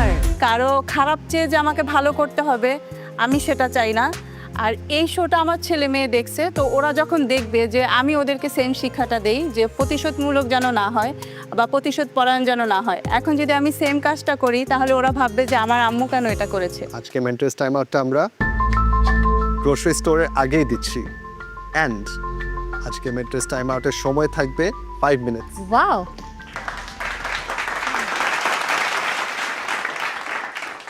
এখন শুধু বাকি রয়েছে 3 বিজ্ঞ বিচারকের পছন্দের পার্ট ব্ল্যাক স্কার্ফ নিশাদ জি স্যার ব্ল্যাক স্কার্ফ উইনার আজকে আপনার অ্যাজ ইউজুয়াল 3টা অপশন থাকবে নাম্বার 1 প্রথমে তো আপনি মেন্টরসদের থেকে 5 মিনিটস পাচ্ছেন এরপরেও আপনি যে কোনো সময় আপনার পছন্দের মেন্টরের থেকে অ্যাডিশনাল আরও 2 মিনিটস নিতে পারবেন টাস্কের যে কোনো সময় নাম্বার 2 আজকে আপনি চাইলে 10 মিনিটস নিতে পারবেন পার্টিসিপেন্টসদের থেকে যে কোনো দুজন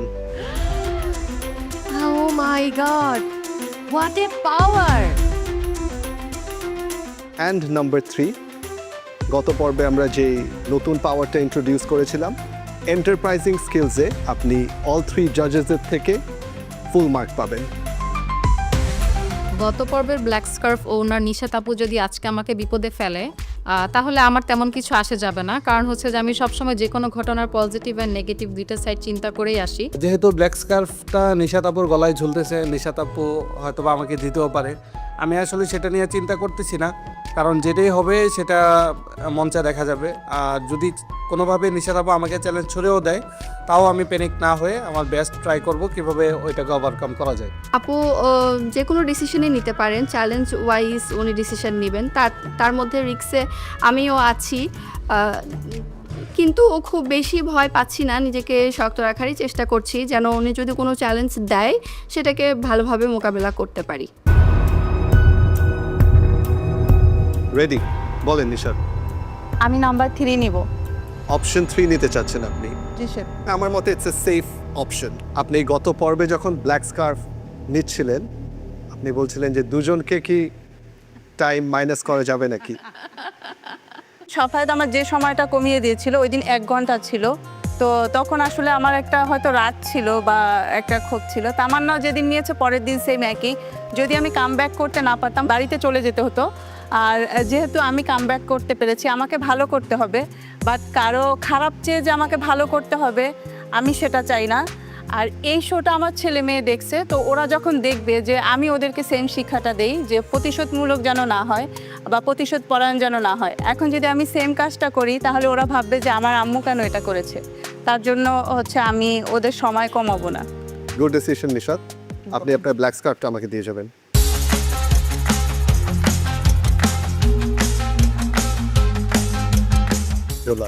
নিশা, তোমার ডিসিশন আমার খুব ভালো লেগেছে। Thank you ma'am. Thank you sir. Thank you ma'am. All the best. Thank you ma'am. Thank you Nisha. Thank you আপু।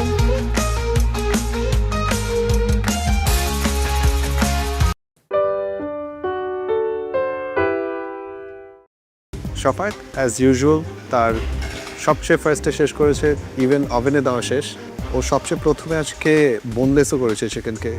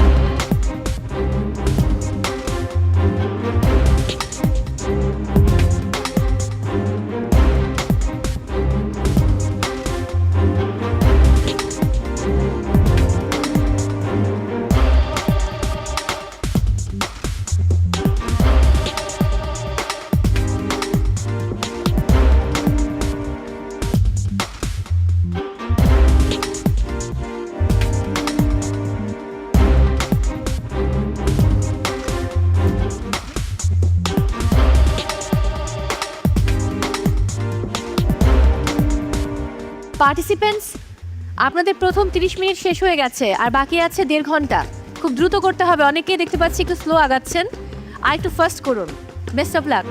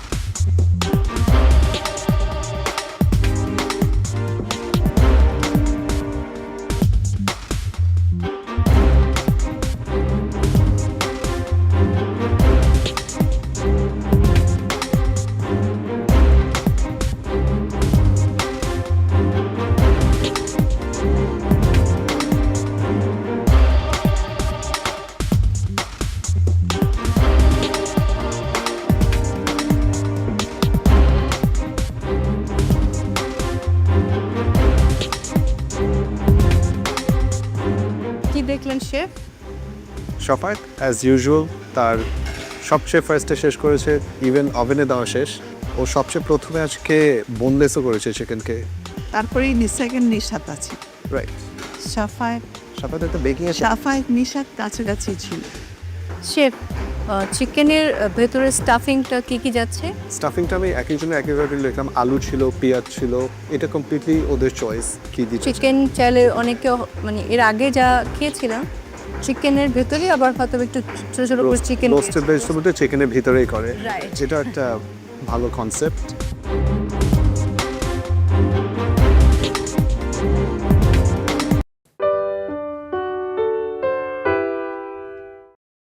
নওশিন, লাইফে যে কোনো কিছুকে না চ্যালেঞ্জ হিসেবে নিতে হয়।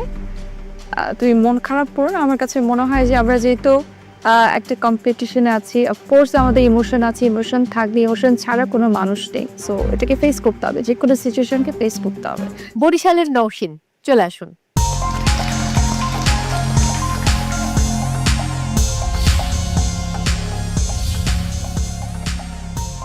আমি আজকে করেছি স্ট্রবেরি ক্রিম চিজ মুজ।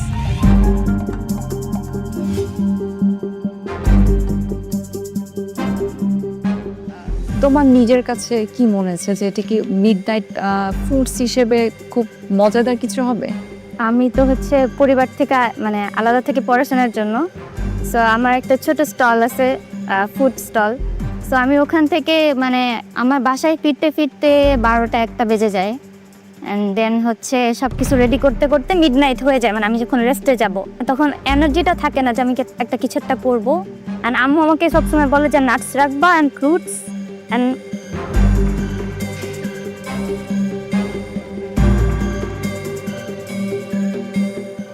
নওশিন, লাইফে যে কোনো কিছুকে না চ্যালেঞ্জ হিসেবে নিতে হয়। তুমি মন খারাপ করো না, আমার কাছে মনে হয় যে আমরা যেহেতু একটা কম্পিটিশনে আছি, অফকোর্স আমাদের ইমোশন আছে, ইমোশন থাকবে, ইমোশন ছাড়া কোনো মানুষ নেই। সো এটাকে ফেস করতে হবে, যে কোনো সিচুয়েশনকে ফেস করতে হবে। সো তুমি আমাদেরকে বলো তোমার ইনগ্রেডিয়েন্ট কী কী ইউজ করেছো তুমি এখানে? আজকে যেহেতু আমি তো স্মুদি করবো না, তো আমি ভাবছিলাম যে একটু ডিফারেন্ট করবো, একটু ভাবছিলাম যে জেলো করে একটু ল্যাভিওলির মতো করে ভেতরে স্টাফ ক্রিম চিজ এরকম কিছু একটা দিব, বাট সামহাও ওটা হচ্ছিল না, দেন আমি স্মুদি করছি। নওশিন, তোমার এটা আমার কাছে একটু ক্রিমি লাগছে। টেস্ট ঠিক আছে, টেস্ট আমার কাছে খুব ভালো লাগছে।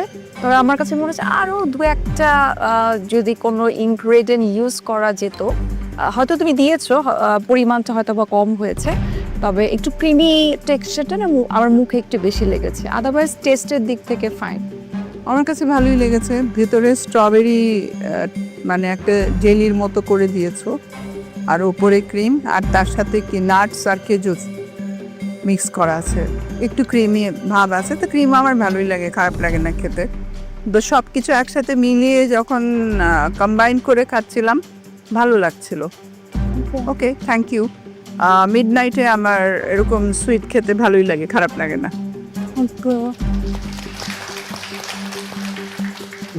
ডেজার্টটা দেখতে অনেক সুন্দর, খেতেও মজা। মেবি ক্রিমের পার্টটা একটু বেশি হয়ে গেছে, বাট ভিতর থেকে যখন স্ট্রবেরি পার্টটা উঠে খাওয়া হয়, ইট ইজ জাস্ট পারফেক্ট। আমার কাছে অনেক ভালো লেগেছে, this is something I would crave মিডনাইটে। So you have nailed the challenge. সুন্দর। আমি হাফ খেয়ে ফেলেছি।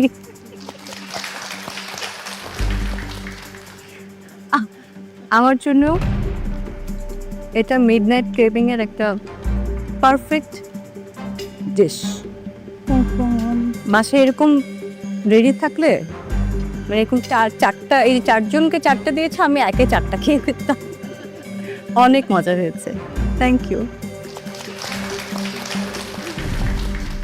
ক্যালোরি 536 ক্যালোরি, ঠিক আছে, বাট এখানে উপরের নামটা হ্যাঁ, ওই যে কারেক্ট করে দেওয়া উচিত ছিল। এটা পরে আর সময় কস্টিং ঠিক আছে। Thank you. Nice, thank you Naushin. খুব ভালো, ভেরি গুড।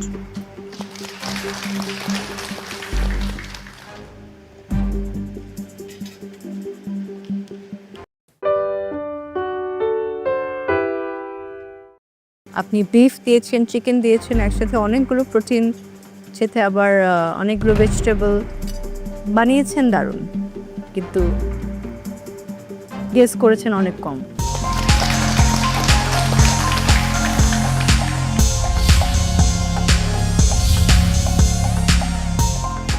শেফ, আমি হচ্ছে nachos with barbecue flavoured white sauce আর হচ্ছে একটা মিক্সড চিকেন অ্যান্ড ভেজিটেবল করেছি। ওটার সাথে এই যে হোয়াইট সসটা ওটাই দিয়েছি, বাট ওখানে আবার বারবিকিউর ফ্লেভারটা একটু কম দিয়েছি।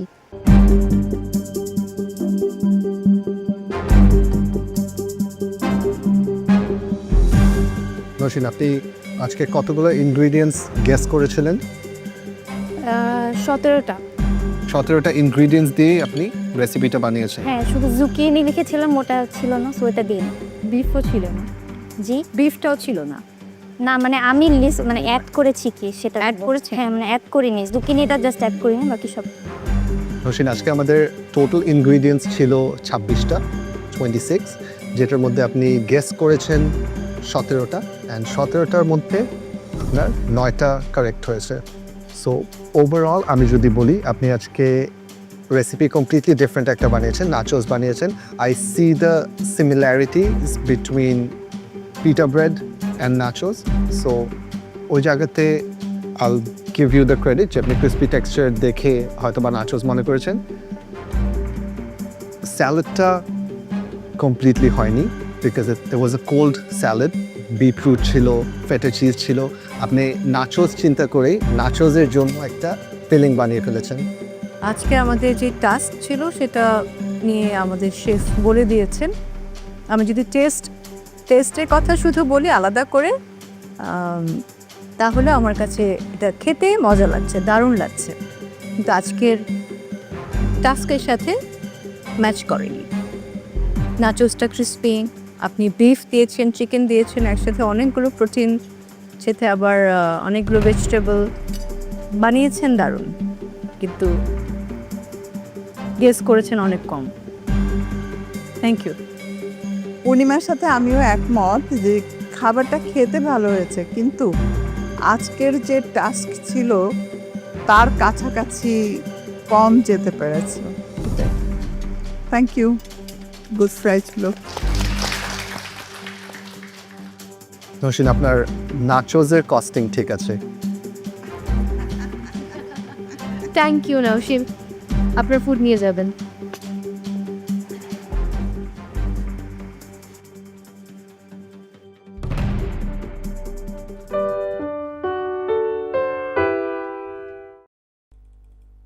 Nhớ được rồi.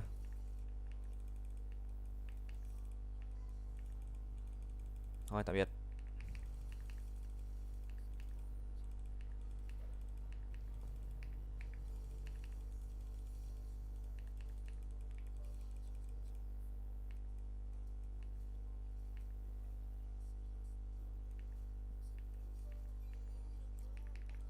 What that buddy doing?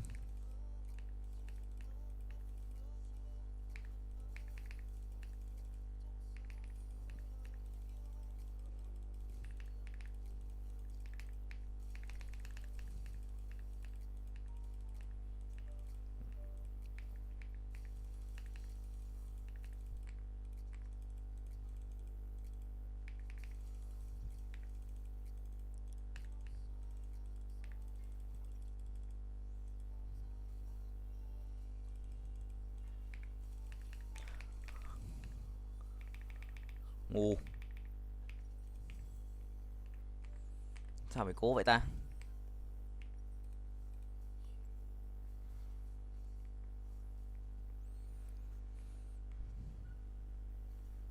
Nice, nice, nice.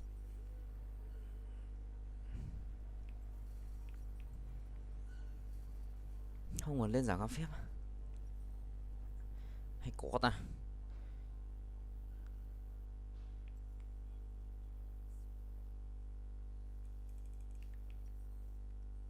Tiêu tiêu tiêu tiêu tiêu tiêu tiêu tiêu tiêu tiêu tiêu tiêu tiêu.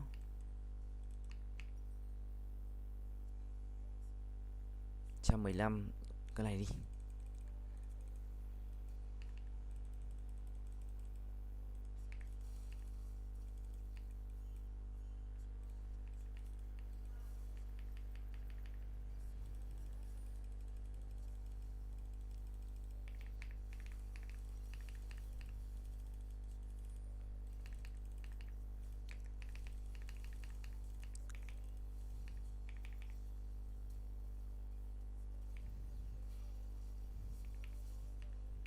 Chưa có skill mà bro.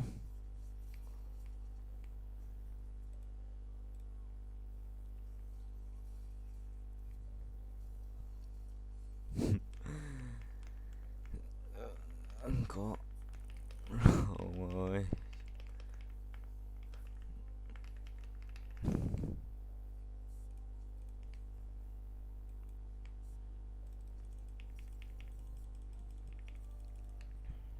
Cực mạnh hay rồi cực mạnh ấy.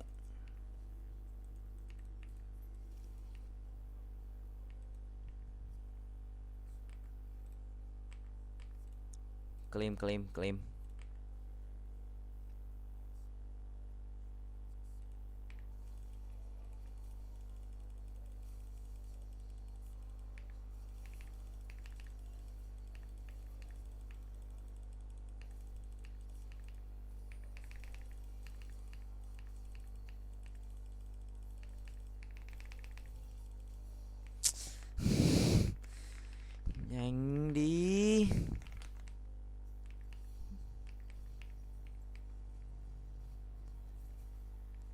Làm cái gì ấy?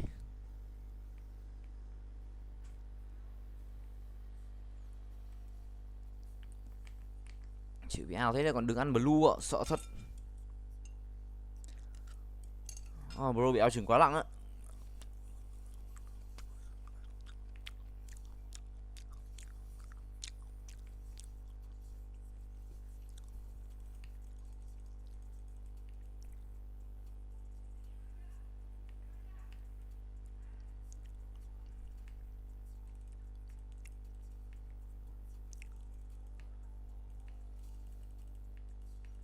Have meat please.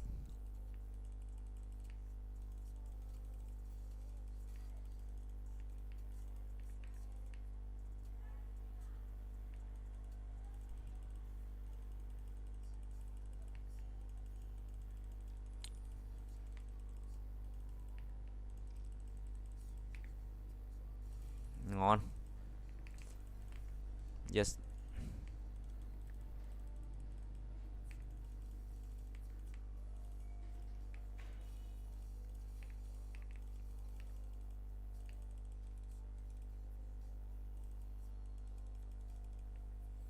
Phạm thôi. Pop. Xin 300 tiền nha.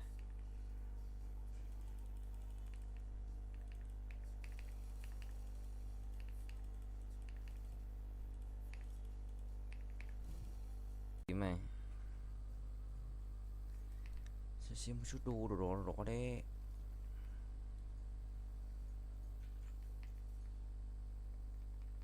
Bẹp.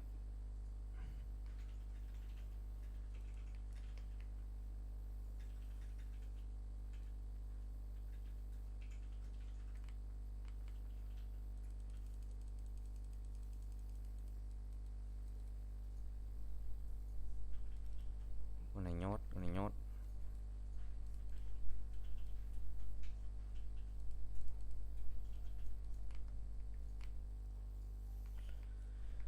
Nó bẹp. Ôi bắn đâu vậy?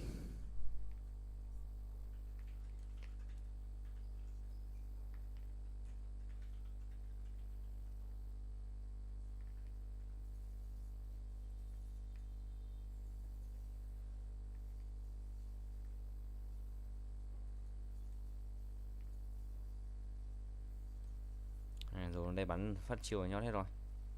Mình chết luôn. Cái gì mà lại thua? Game sắm cứt.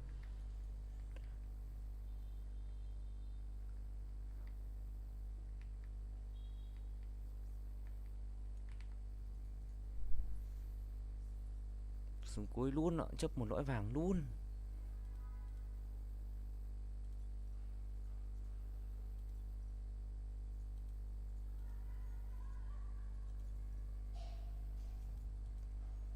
Hay đấy, cái này hay đấy.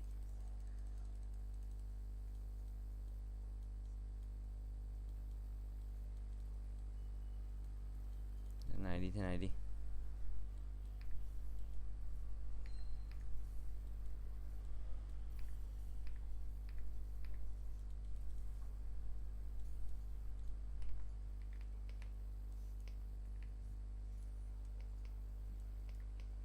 $500 triệu, 600 triệu tiền. Thua hả?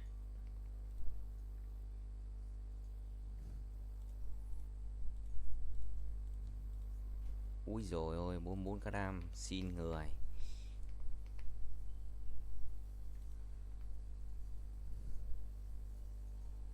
Khỏe thế.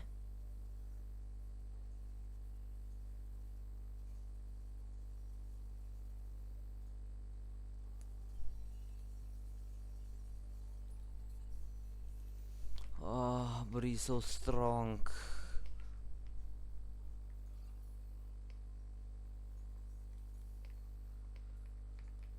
Mày nhót.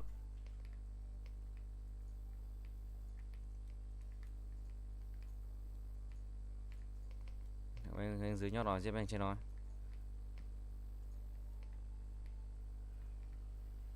Mở cửa đi nhót, let's go. Một bán chết.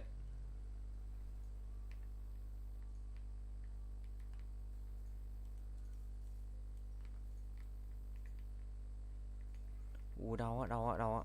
Nó đánh đau thế.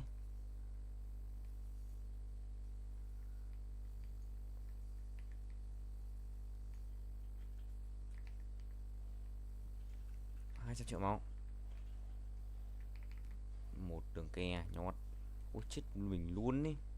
Khỏe thế nhở? Ơ, thua suốt này.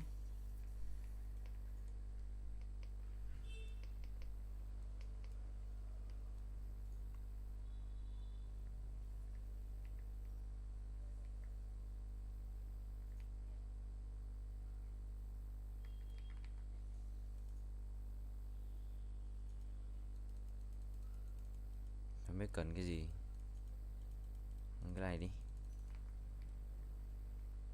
Bém.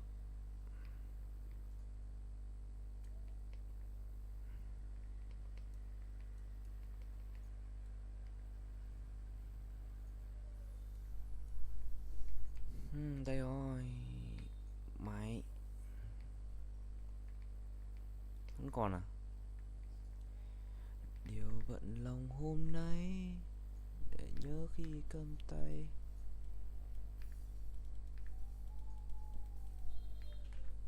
Ồ, có thể sưởi ấm tim người. Mày nhót. Bom.